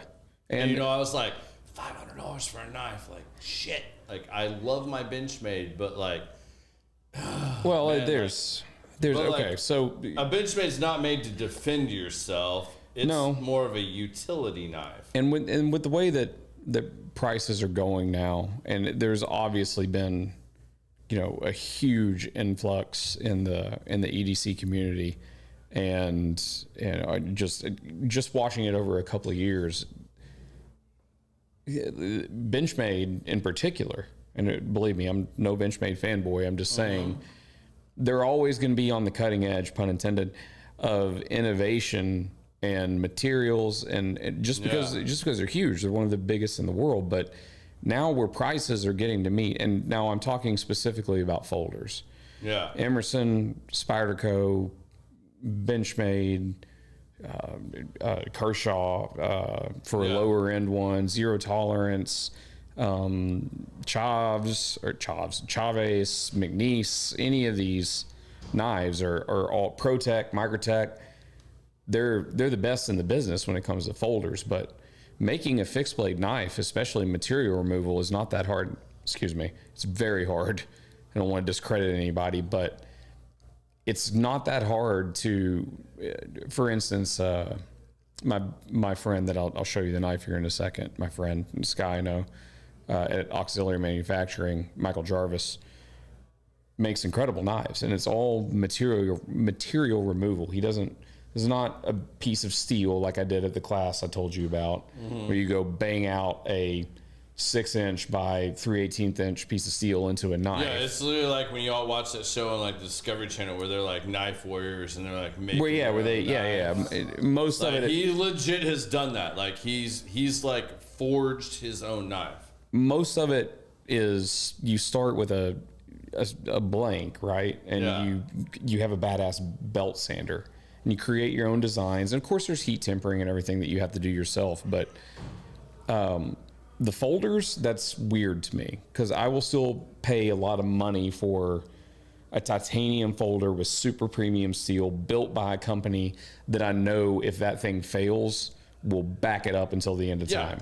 Just like Benchmade. Warranty. That's the butterfly tax that Benchmade has. Like, they have created a name where they're allowed to do that because they back their product up. Not saying that an independent maker would, but there's no pedigree there, right? Yeah.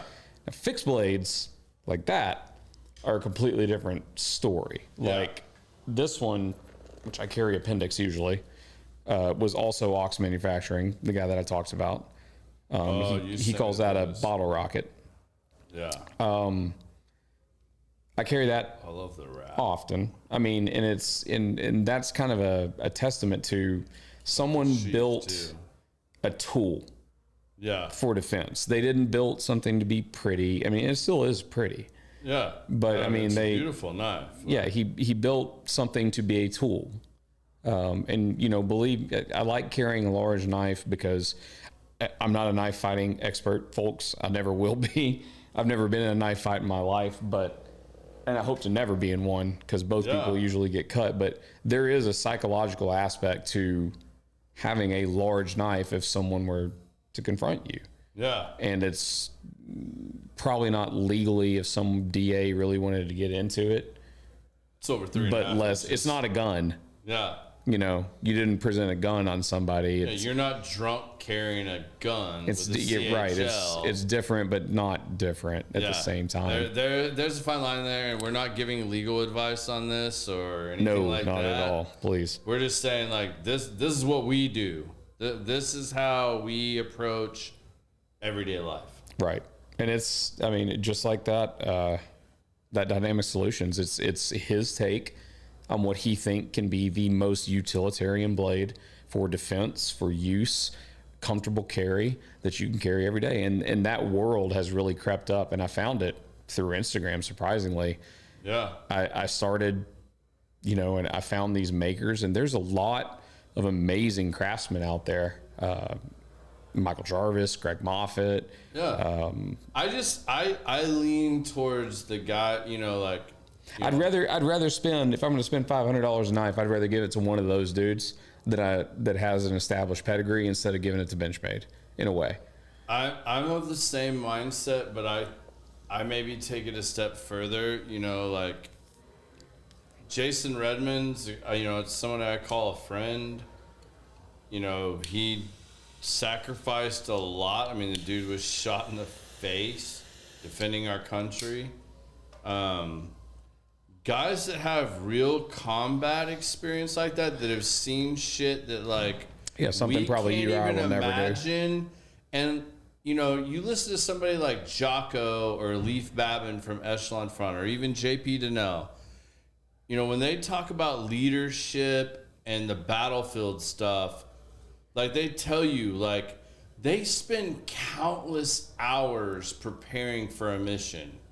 But and, you know, like, and these missions are highly defined to the T of what they're going to do. Right. How they're going to do it, when they're going to do it, why they're going to do it. I mean, everything. But going in, they know that shit's going to go wrong. Like, they're going to have, like, something is going to get fucked up, and they're going to have to step back, make another decision, and they still have to keep the overall mission in mind. And they've got a plan for that. So to me, it adds extra value, and maybe this is just my personal opinion, but to me, if you're talking about a Jason Redmond, a JP Donnell, a Jocko, a Leaf Babin, you know, any of these guys, like, you know, I mean, just name them, Half-Faced Blades, any of these guys, Dom Rosso, these guys have served on like the most elite teams of defense that we have in the United States. Right. And if they say, I wish I'd have had this tool available to me, because out of what they get to choose when you're in an elite operations force of what they're carrying, and they're limited to carrying certain things, right? Like you can only carry so much ammo. You can only carry this many every ounce matters. ARs, right? You can carry this many pistols. You got this many grenades. You got this guy with the bazooka, you know, whatever. If he's saying like, I wish I had this knife, and that like I had this and I was good, like I'm in. I'm like, all right, like that's battlefield tested. Like I want to carry this shit for whatever reason, but like tell me the reasons, which that's why I like Dom's stuff, because like Dom tells you like he's even got like plastic replicas so like you can do his knife training courses and stuff like that. Yeah. Like God forbid you should actually have to use it. But kind of like you were saying earlier too, like you pull something like that out, like now the dude that was trying to be Billy Badass is like, oh shit, I really got to confront or deal with some shit now. Like this dude just pulled out like a badass blade on me. Like I was ready to just street fight this guy. And like maybe you get out of the whole situation because you showed that. Yeah. That's why I'm also like, I'm totally against the like open, like you want the right to open carry, like cool. The whole point of getting a CHL is like, they don't need to know what you're carrying. Well, how long has that been around now in Texas now? 4 years? Like 4, yeah. And how often do you see it? Like maybe once every couple of 100 days? Unless you see somebody watch open certain carrying? news channels. I mean, like, yeah, you don't see it very often. I mean, like we live in Texas. Everybody I thinks think that. I saw it more because I was doing a lot of work in Arizona, and that's been around in Arizona for a lot longer. Louisiana too. Yeah, like Louisiana, Arizona, like that's been around a lot longer. And you literally like watch some dude that literally looks like a bum, and he's carrying Dirty Harry on his side, and you're at like 7-Eleven trying to buy a Gatorade or something, and like this dude's got like shit strapped all on both sides and shit, and you're like, what's this dude's problem? Like that's freaky.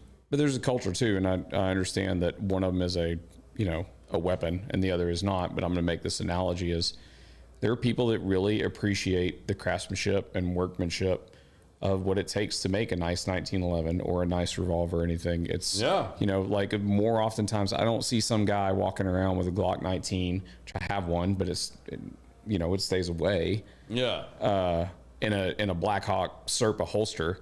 It's usually some guy walking around with a beautiful Dan Wesson or Wilson Combat 1911 style gun in a nice hand tooled. It's part of their ensemble, man. And it's just like the same thing as walking around with a nice watch. You have something that you're proud of, that you appreciate the craftsmanship of, and you want to show it off a little bit. I see that far more often, especially here in Texas, than I do just see like some guy, you know, carrying around a Ruger Hellcat, Springfield Hellcat. You know what I mean? Like, and I'm not saying that, you know, that makes it, I guess it's okay because, I don't know, we weren't prepared to have a political conversation here today. Not with all the black tooths and all the bullshit, but I'm just saying, it's like if you're proud of it, you want to show it. But I have a question for you. Yeah. I wonder how much this applies to your field in the oil and gas. Because I'm in construction, and this is something I battle with and that I kind of think is bullshit too. You know, and yet I don't conform to this or do this necessarily, but you hear, hey, you know, if I have one business partner that pulls up in his Range Rover at a job site because we're meeting with ownership and management and everything else like that, they're like, go park that shit down the street. Like, don't show that. I know where you're going with this. Yeah, it's absolutely a thing. Like, so like, go park that down the street.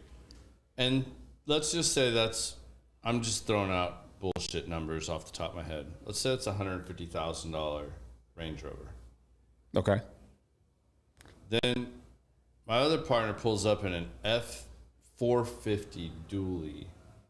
It's $150,000 too. Decked out, that is maybe even a $200,000 truck. And I'm driving a Ford Raptor, which nowadays is a $110,000 truck. You know, $100,000 depending on who you talk to. You know, like, but point being made here that like they're like, hey, they're cool with the trucks because that says construction. But that Range Rover, they're like, no, you're not going to have a chance on this bid because they're going to think you're like charging too much money. Same kind of thing too. Like, is it? Do you think they're charging too much money, or they're? No, but that's what that's. Or do you think they're not like you? Like in a way, they're like, oh, this pretentious prick in his Range Rover can't drive a truck like the rest of us. I think it's more just the show of money or what's in their mind. We all know how much an F-250 costs these days. But, I mean, I guess some of these people don't and would say otherwise because if you knew the values, like that F-450 is more than the Range Rover. Yeah, I know. Yeah. So you're okay with that pulling in and seeing this big ass dude get out of an F-450, but the Range Rover, you know, you got other ownership here. That's off limits. You know what I'm saying? It's the same thing like if I dress too nice on a property, like if I'm going to do a walk, like let's just say it's normal time of year, jeans, polo, maybe an Element hat, Element polo. I'm showing up looking nice. Maybe I have a really nice pair of like Luke Casey boots on, and I show up. That's totally fine. Well, yeah, because I mean, the type of person you're talking about is going to appreciate the boots more than anything. Right. I have a perfect example of this when you're done, by the way. Cool. And you know, like I could be wearing whatever watch, like that doesn't really matter. Like I'm not going to get any shit about that. But if I showed up in a custom suit, something nice, or even just like a really nice button-up, slacks, nice dress shoe, like some Ferragamos. Maybe I have my Rolex on, and I rock that in there. Which I know you have all those things. They're gonna be like, they're gonna be like, get the fuck out of here. Absolutely. Like, do not like come on the property looking like that. But like, really, why? Like, why would you not want to promote somebody that like really cares, that's taking care of themselves, doing these things, like, and support that? Like, wouldn't that say like, yeah, man, I definitely want to do business with that guy? Because if you were the car salesman doing that, probably a different story.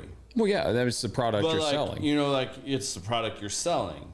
But like, how do you look at that in oil gas? Because like you got your really country bumpkin generational wealth that like the family owns 10,000 acres, and you're more money than you'll ever make at the company you work for. They have ungodly amounts of money, and you're like going out there, but you're meeting with this old devil dog Marine Corps dude that has this land, and you want to talk about drilling on it or setting windmills. I mean, who cares what it actually is? I think but like you're doing that, or if you're going to something corporate, whatnot, like, do you worry about that? I mean, like, I know what you're wearing on your wrist right now, but like, do you worry about that? Is that something that comes in for sales or presentation for you on that end? So the thing about what we do is certainly that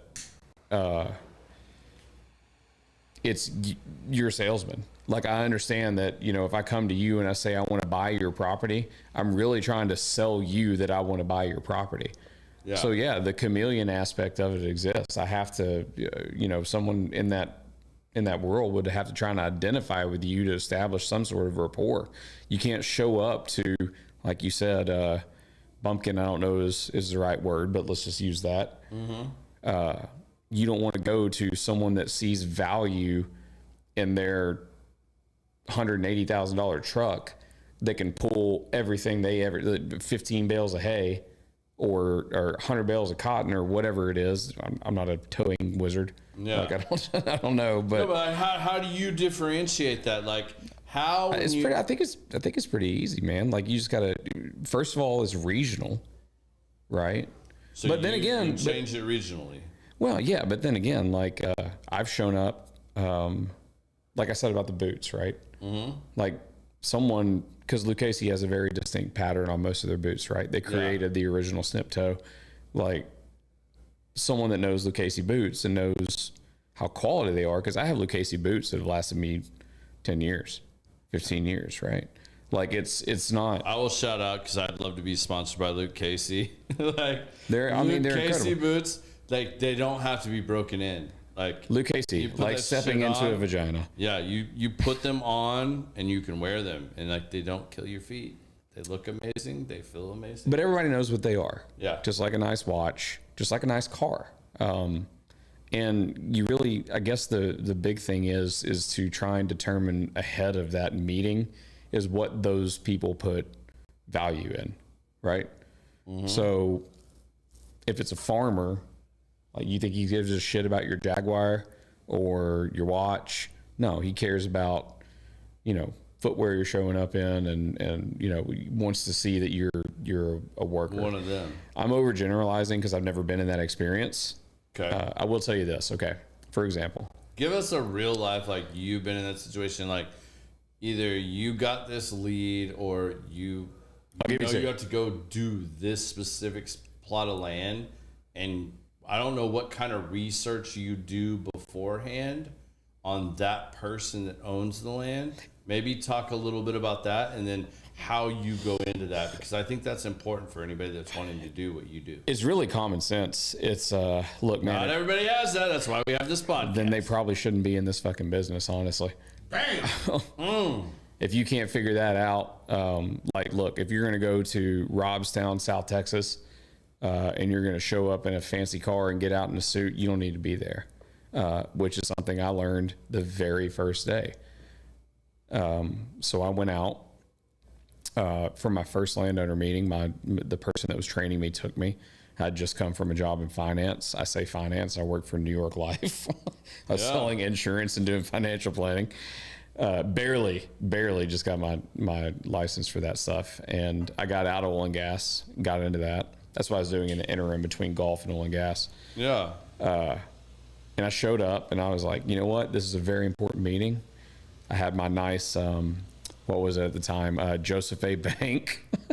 I was waiting on that first check so I could bump up to Brooks Brothers, or whatever it was. My suit, I mean, it looked good. I had it tailored. I didn't look like a slob. I didn't have 19 buttons like Steve Harvey or some shit. But I looked nice, and I showed up, and I was like, I'm ready to go meet this guy. And they're like, you are all fucked. We have to go to Cavender's right now.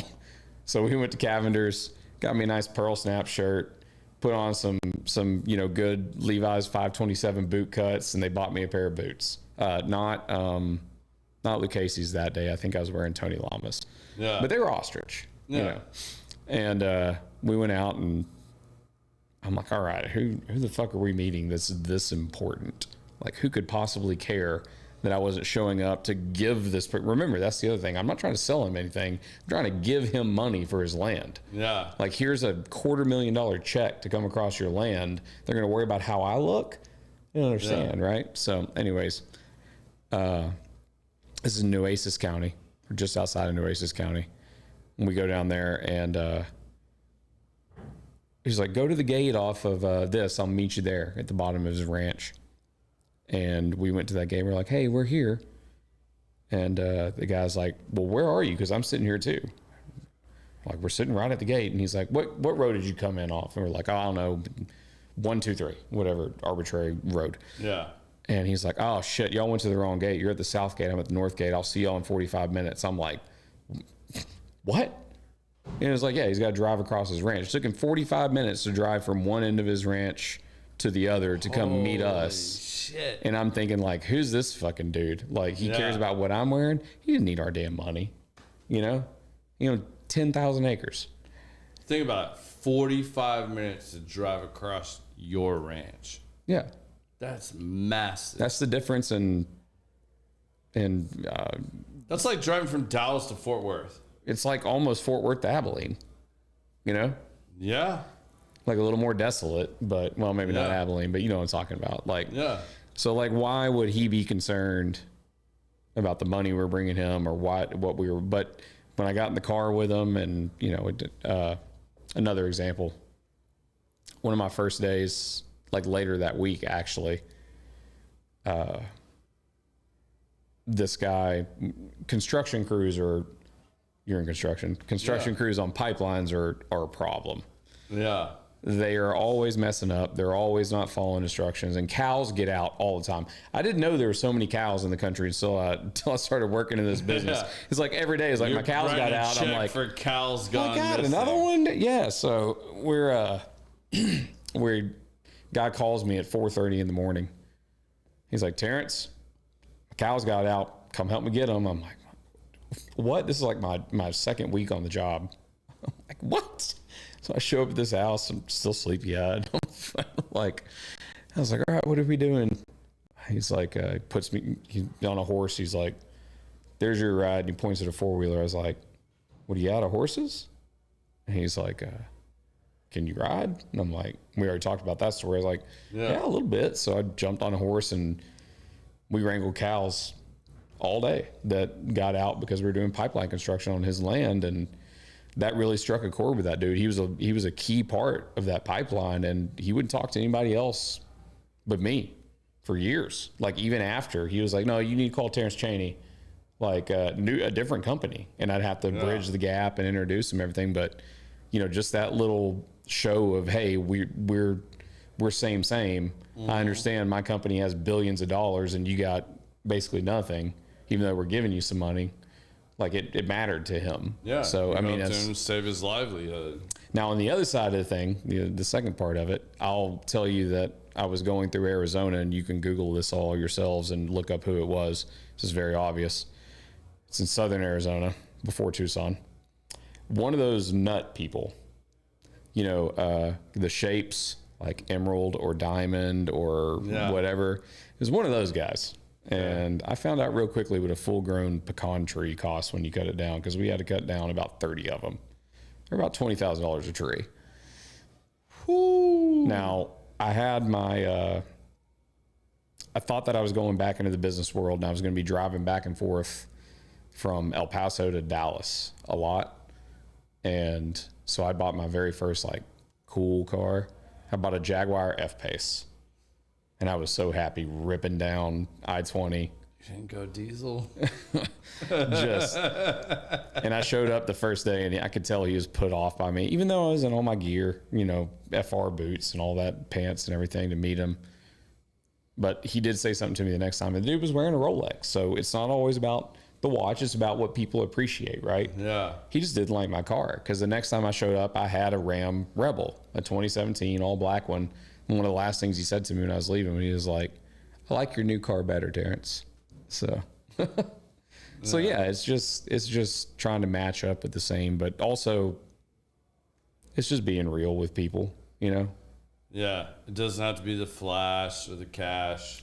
No. And they never, you know, you got to go into every one of those negotiations expecting they're like, oh God, here's some Dallas douchebag or Houston dickhole trying to come and get my land from me and screw me out of this and screw me out of that and never let me. And they're gonna fuck up my land and do all. Yeah, this. they're gonna leave trash all over the place. And you know, I really, and something I've kind of made my career on is trying to be growing up where I did and having all the land that I did is try and be, you know, cognizant of. It's like, I understand that we're going to pay you for it, but it's still your land. You still have to look at it. Yeah. And as long as I always keep that in the back of my mind, like I may get fired from whatever company I'm working for, but I'll find another job. Yeah. But I very much like who I work for now. Yeah. I mean, if anyone's listening, that makes, he's definitely listening, or he might be even out there with your boy band group out there that's here to support you. Well, I needed the support because let me tell you, this is a little unnerving. These lights are incredibly hot. I was hot when I got here. Thank you. Jeans are Thank you. were a bad choice, but I was afraid that if I wore shorts, y'all have to adjust your lighting because I have like the golfer leg going on. Thank you. I bitch about this shit all the time, and he's like, they're not hot, they're LED, blah, blah, blah, blah. I'm like, dude, you are fucking blasting me, bro. And he's like, there's nothing on it. It's your mind. It is bright. Get me a laser thermometer. yeah, like He's probably Jonathan right, Watkins, if you're listening, I want a temp gauge. Like, this reminds me like the first time that like my buddy Kelly Vaughn put me on stage to play guitar. No one realizes when a band is playing on stage and you have all those lights on you, how fucking hot it is. Because those are actually like, bulb part fans. These shit are LEDs. blast you. That, But like, you, I don't know, man. It feels pretty hot. Yeah. Garrett's computer screen is probably as warm as you. Is it? Oh, I'm getting the heat off that. I'm literally Terrence. like, go touch it. Like literally stand up and go. Now Garrett can go ahead and drop me about 3,500. We get some lights that emit no heat. It's just hot over here. It's not hot at the source. It you want to go radiates. there? Are you giving me radiation poisoning? Not at all. Am I feeling the heat from that Edison bulb behind your head?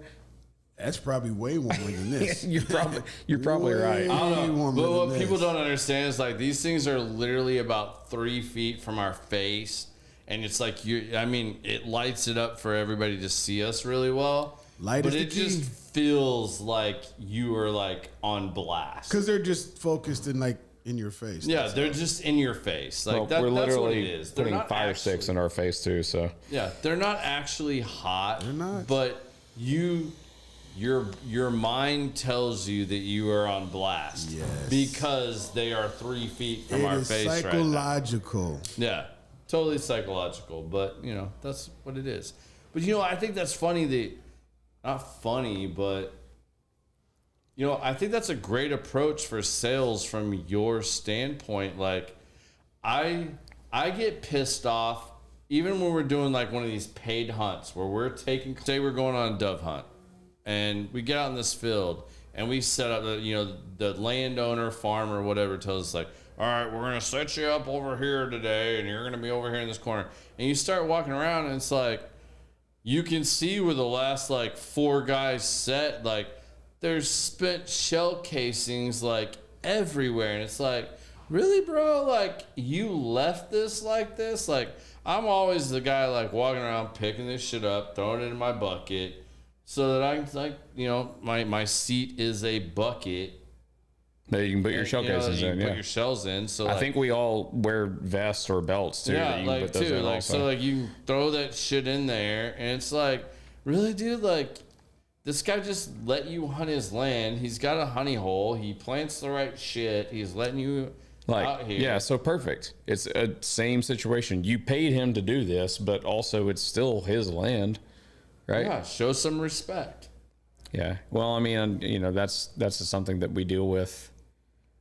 I mean, I'll move it to hunting. Like people leaving toilet paper all over the place and everything. We don't even talk about oil and gas. It's just in general, like. Yeah. People don't really have respect for other people's property, especially if you paid for it. Like I know there's two very different classes of people in the world. Is like, hey, I'm paying you for this, so I get to do whatever I want to do. Mm-hmm. But hey, I'm paying you for this. Thank you for the opportunity. Is the other side of it, right? What do you think the percentage of that is? Like, unfortunately, skewed way too far like to the former. Yeah. Yeah, like 30% are like, thank you so much. We really had a great time. They took care of the shit. The other 70% is just like, fuck you, I paid for it. No, I mean, it's like in public spaces too. It's like the difference in people that will drop trash or walk to a trash can. Like, same kind of thing. I mean, it's the same thing. Like, I mean, I have a client that, like, every time we go to a punch, like, it drives me nuts. Like, I know my guys haven't done their final punch. They haven't done their final clean, all this stuff. But, like, when I'm walking around with them, man, like, I get handfuls of trash. Like, if I see some shit laying on the ground, like, I pulled up a bottle that I guarantee you, like, it ended up being like an entire beer bottle that was in the ground and like half a brick, and like picked it up and like, and you know what? He actually said something like the last time we were walking around the building. He's like, hey man, I really appreciate that. And I'm like, dude, like, trash is trash. Like, it's got to get cleaned up at some point, like whether it's our trash, your tenant's trash, or whatever. Like, I'm not leaving this job site like where it can even be questioned that like that's my guy's shit. Like, that's just part of the game. Like, don't walk around like you watch, like in multifamily especially, like, man, nothing pisses me off more to like see like my guys get ahead of the ownership or management group and they walk right past some trash, and then I watch that owner or that manager or that RVP or whoever pick up something, and then they're carrying it with them till we get to the next trash receptacle or the dog bin basket or whatever to throw it in there. It shit drives me absolutely insane. And you know, like, care about it a little bit. Well, like, to go back to oil and gas, there are landowners out there, even with, you know, their thousands of acres, they'll sit out there and watch, and they'll make, you know, comments or requests or even sometimes demands, you know, like, hey, you're not going to build this pipeline or infrastructure or whatever it is unless you use this contractor, because I've watched them before. And like, well, sorry, we're not going to use them. And they're like, okay, well, your price just fucking doubled then. And what are you going to do as, you know, oil and gas company A that's like, you're like, okay, guess we'll pay it.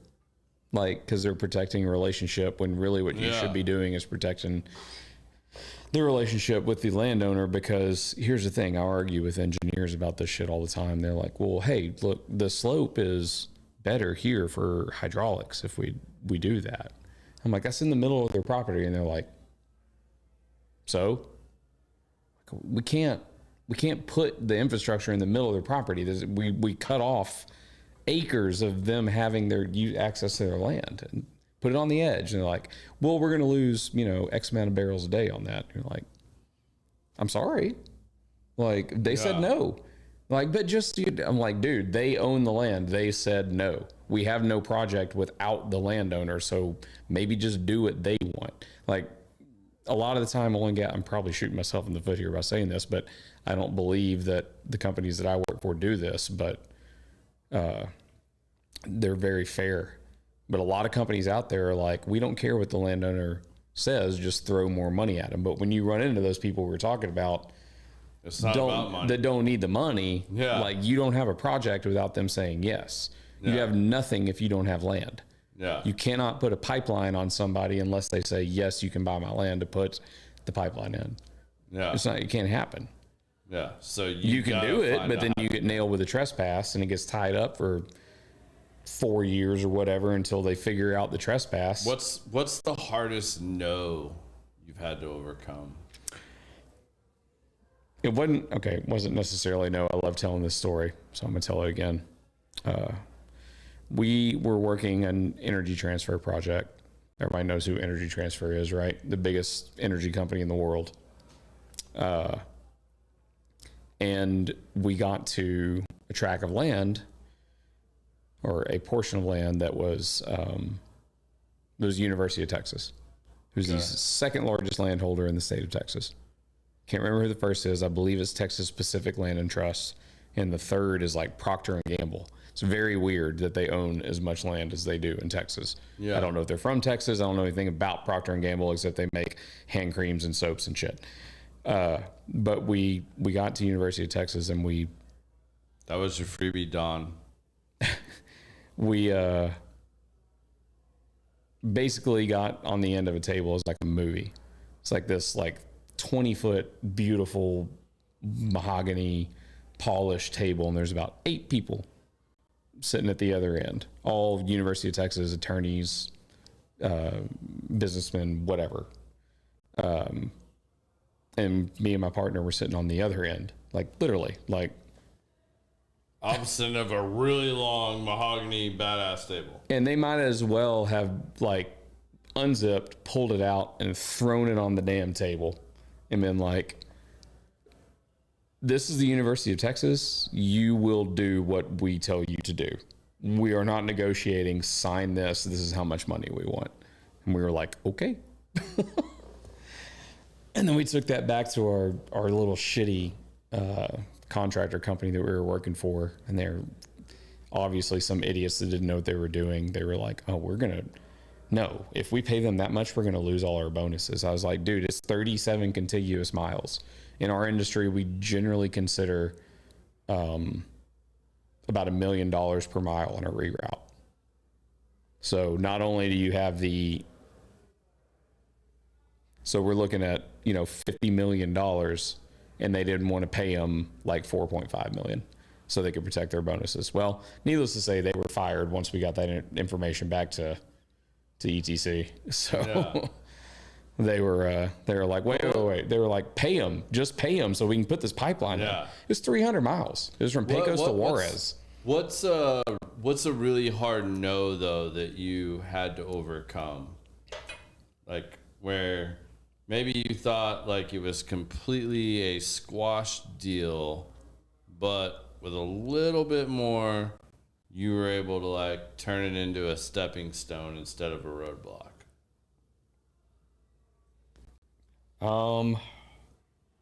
It happens all the time.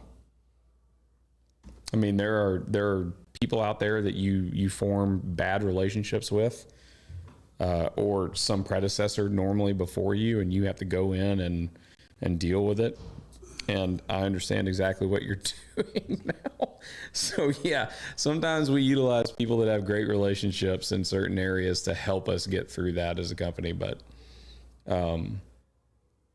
I can't think of one in particular that we got through just because there have been so many. There are so many people that say absolutely no, but then everybody has a different motive, right? Yeah. And usually it's money. And sometimes what's been the greatest influence of a mentor, and how have you gone about approaching that mentorship or building that relationship with that person that you wanted to teach you a little more? When I started? Any point in time in your career. I've had several, so I can think about multiple ones through different points of my life. So maybe what's one for you? Everybody always says I want a mentor. Well, how did you find somebody to mentor you or teach you, or who did you seek out? Why? And then how did you build that relationship to where they wanted to take you under their wing and show you the ropes? And I've been fortunate.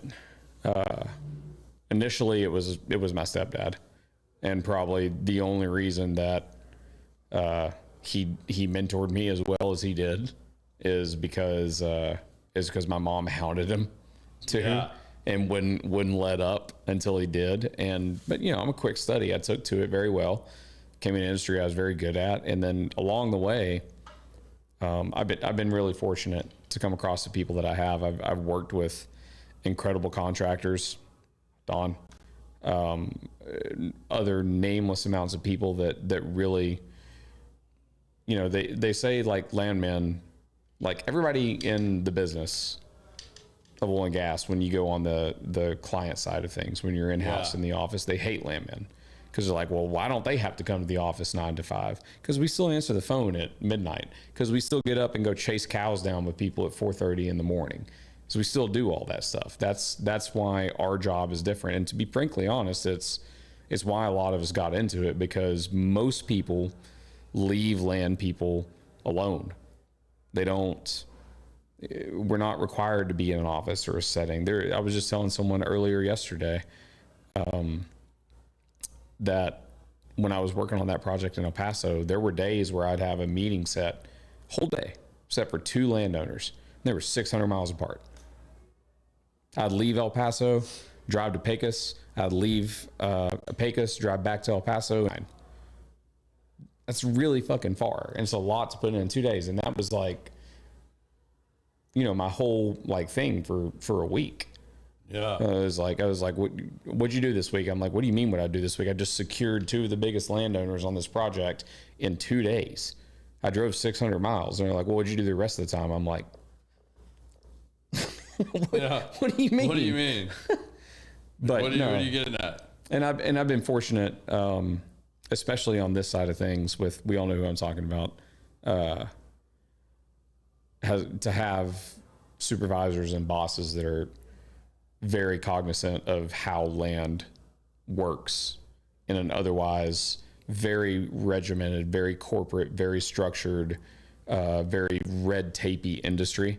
Yeah. That land is extremely abstract, and you can never really, it's curveball left and right. Yeah. You can't, I wish that it was as simple as, okay, we have 73 parcels. We're going to pay $1,000 per parcel. $73,000 is how much this pipeline is going to cost. It doesn't work that way. Yeah. You got someone that wants $500, and you got someone that wants, $700,000. And it's in,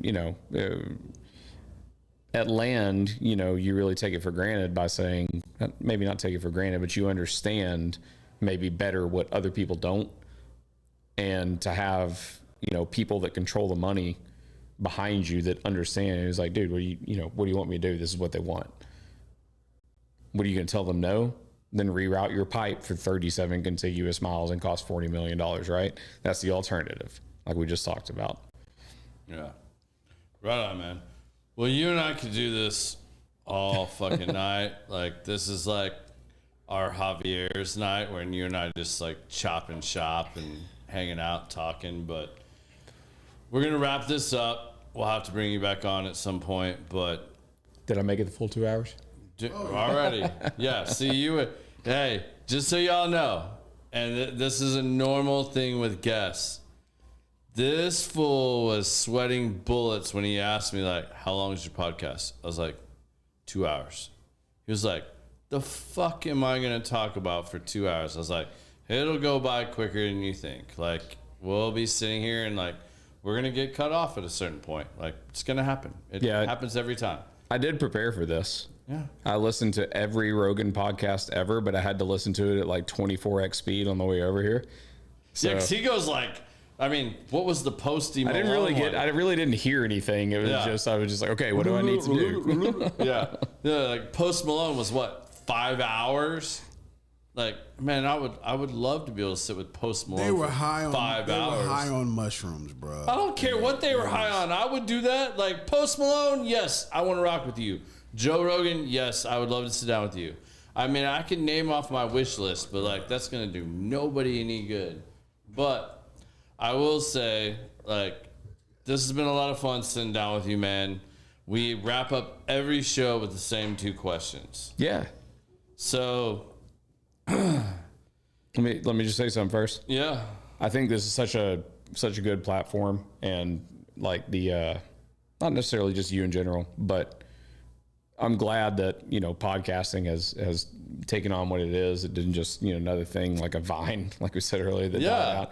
This is important for people to sit down, and whether there's 10 people watching or 600 people watching or 6 million people watching, like, to be in an environment where you think that you can get your voice out and talk to people, like to host this kind of shit, and the work that you guys put on is top notch. Dude, I really appreciate that, because like this, I sat down and I got a microphone in my face. Like this is crazy. Yeah, like, and have you? I don't belong here. And you know what? Like, I think this is an important time to do this too. Like, have you really like worried about or thought about that fucking camera is there the entire time?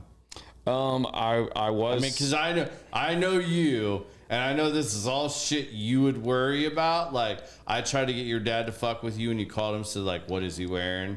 I was like, tell him I'm wearing a suit. Like, I wanted to see if you're gonna like go like change. I'm impervious to Tim's bullshit these days. It doesn't matter. He's lost his ability to get one over on me a long time ago. I did look at your computer over there earlier, and my shirt was weird, and it looked like I had a giant fatter belly than I already have. So I started crossing my legs. So yeah, I was worried about the camera a little bit, but I mean, in general, you know, I went to finish up with what we talked about at the beginning. Like, I was like, you know what? I got a Stars shirt on. I need to go get a good Stars hat. It's fucking criminal that people in this town don't pay attention to the Stars more. Like, I go over to Shields and there's like 2 Stars hats. Hour on that. Yeah, I'm like, come on, man. They're the best team in this town. I know everybody. I love the Rangers. The Rangers just won the World Series, but I think they're under 500 right now, if not just right above it. They fucking suck this year. I mean, talk about a team. We spent our entire reserve tank and our whole gas tank. Give me 5 more minutes? Yeah, because I got something to say about that. Yeah. Like, who thought that the Rangers of last year, with anybody other than maybe Adolis or maybe that's about it, would win a World Series? When we went through the years of having, who's the first batter you got to face? Ian Kinsler? Shit. I mean, you still had Seager. Go back farther. When you got Kinsler, Andrus, Adrian Hamilton, Beltre, in that order. Yeah. Napoli. Yeah. I mean, go all the way back there. Yeah. Like, I mean, I know they made it. We got robbed. I know, well, they made it pretty far, and the Phillies kicked our tails in. But we got robbed. We for sure got robbed. Did not think that would be the team that did it, but I'm super proud of them, being a longtime Rangers fan, and you know, I mean, maybe the general message of this whole podcast is don't buy shitty knives. Get on Instagram, seek out guys that are making cool shit, really good shit, like his knife, and also pay attention to the Stars, because they're the best team in this city that's got a chance to win a championship every single year. Yeah. And yeah. If your star is blue, maybe get a green Sharpie. As a season ticket holder of the Cowboys, I gave up my Stars year before last. I gave up those season tickets. What do you think right here? I'll give you 100 on under 12 wins. On what? Cowboys this year. Oh, yeah. You want over 12? No. You take over 11? No. 11.5? No. No? No. All right. See? No. Biz? Absolutely not. I don't know shit about that. No. Like I'll take over 11. No, I'll say this like right now. You want to go the opposite? I'll take over 11. You'll take over 11? Over 11 wins. I'm in. All right, bet. Yeah, right. All right, y'all got it on the show. Because if we don't go over 11 wins and we don't make it past, if we don't make it to the Super Bowl, I'm saying it right now. The Dallas Cowboys. I am giving up my season tickets. Switch them to the Stars, man. Switch them to the Stars. No, I'm going to. Like, I'm going to sell my paid off 2 seats in my parking pass. I'm going to give up my license agreement. I'm going to sell my 2 tickets in my parking pass. If we don't at least make it to the Super Bowl, I'm going to give it up. So I've kind of and I'm just going to go to the games that I want to see, and I'm moving on down the road because I agree with you 1,000% because I want my star seats back. My business partner has amazing Maverick seats right behind the visitor bench, like 3 rows behind the visitor bench. I would rather watch the Mavericks or the Stars than just continue to get my brains beat in with my Cowboys. So I haven't been paying attention to much after Derrick Henry came here, bought a house, and they didn't give him a phone call. I was out anyway, and I'm a lifelong Cowboys fan because my dad is from here. So did CeeDee Lamb ever show up? Did they settle that shit? No. They're in promising negotiations now, but who knows? Look, homeboy's going to make fucking $18 million this year. He needs to just play. And if he wants to leave next year, he's going to hit with the biggest bag of money that is possibly. So is Dak. Yeah, because of what just happened with Dak, man. Like, everybody wants to hate on Dak, but, like, Dak puts up the shit. Like, see, I like Dak, though, because I met him. He's not an asshole. No, he's not an asshole. He is a... Wow. Troy Aikman's been a bigger asshole to me personally when I've ran into him more times than he's been cool. And I worked with the Cowboys back when I was like in high school. And they actually were winning Super Bowls and shit. And the reason I stopped Emmett, cool. Emmett's Dion, cool. Dick, He's Dion. Because I'm not black.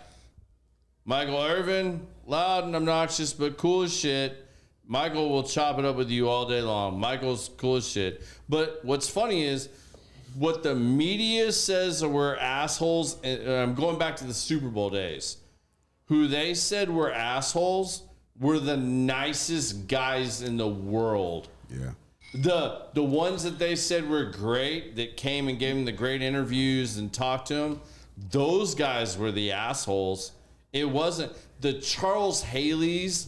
Dude, Charles Haley was so damn nice. Like, and I've been around Charles when he's in one of his moods too. Like, trust me, if he's in one of his moods, you don't want to hang around him. But like, that's anybody. It's the same reason why when I have NFL guys on here, I don't like go down that road with them. Like, they've been interviewed about their playing career and their statistics a gazillion fucking times. my wild ride from the Buffalo pasture. About that. Your what? My wild ride in the Buffalo pasture when I was getting chased by the took me on to Haley's Ranch, which is right next to my family's ranch out there in Wills Point. Just interesting that you said that. Yeah, but I mean, like, it's legit, man. Like, I hate the fucking media. I'm not even gonna go down the road. All right, we're gonna wrap this up. We're already like way over. Apparently, we're supposed to go to lighted par 3 golf course or whatever. Yeah, we'll PGA. see about all that. But all right, 2 questions we end the show with every time. So, considering you kind of have a daughter, if you had to give your child one piece of advice, what would that piece of advice be? 1. Don't be an asshole. Like, there's no reason you got to wake up every day and think that the world's against you and try and, you know, be defensive all the time. Like, there's just like we've been talking about with how you got to act like a chameleon or whatever. You can be genuine, still get what you need, and not be a shithead to the most people that you come across. Like, I can't stand when, you know, some people go to a restaurant and like someone's trying to take their order and they're like, oh yeah, I'll have a Coke or whatever, you know, like, shit drives me crazy. Like, maybe not be an asshole, but maybe realize that we're all in this shit together. We're all humans. We're all on the same planet. We're all working through our own different and same bullshit that everybody else is. Yeah. Just try and be nice. But if somebody wants to be a dick back, fuck them up. Yeah. You know? I second that. All right, last question. This is a time where it's Common Sense Podcast. You get to give your 2 cents. Like, if there was something I asked you tonight that maybe you thought about it now because you've been thinking about it while we've been talking and you wanted to say something else, or maybe there's just something in the world that's weighing on you. It's just, Terrence, you get to give us your 2 cents. Give us your 2 cents. I wish you would have. I wish you would have led with that. Yeah. Well, that's that was. You should ask those questions in reverse, because that was the most philosophical shit that I've said tonight. You know what? I'm gonna have to reverse it. You know what? Right at the beginning of the podcast, you said, "You know what, sports fans, let's roll it out with that to let you all down with, you don't get my Plato-ish moment. If you're gonna like a team, learn the fucking team's history. Don't be like, who's your favorite player? Oh, Jamie Benn.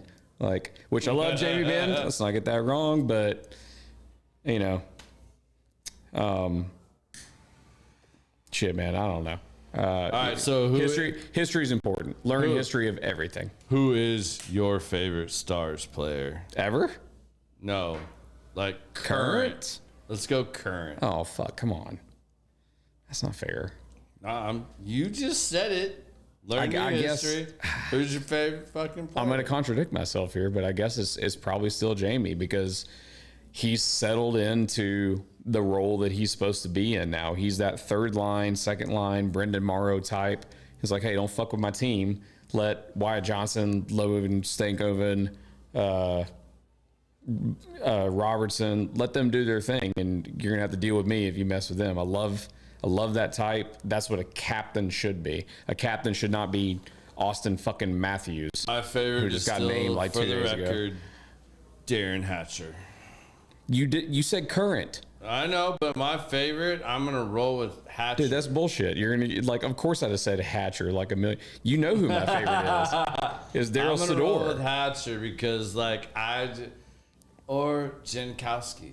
Oh, Sador, man, crawling around on the ice, swatting at pucks with a busted MCL. I want to see a dude MCL. that's gonna go out there and murder people and play with his heart every night and give it his all. And stick up for his team no matter what. Like, Darren Hatcher used to be my favorite because, like, we could go over to the volleyball place over. I can't think. No, we talked about this. It was off of like Luna or 635 and shit.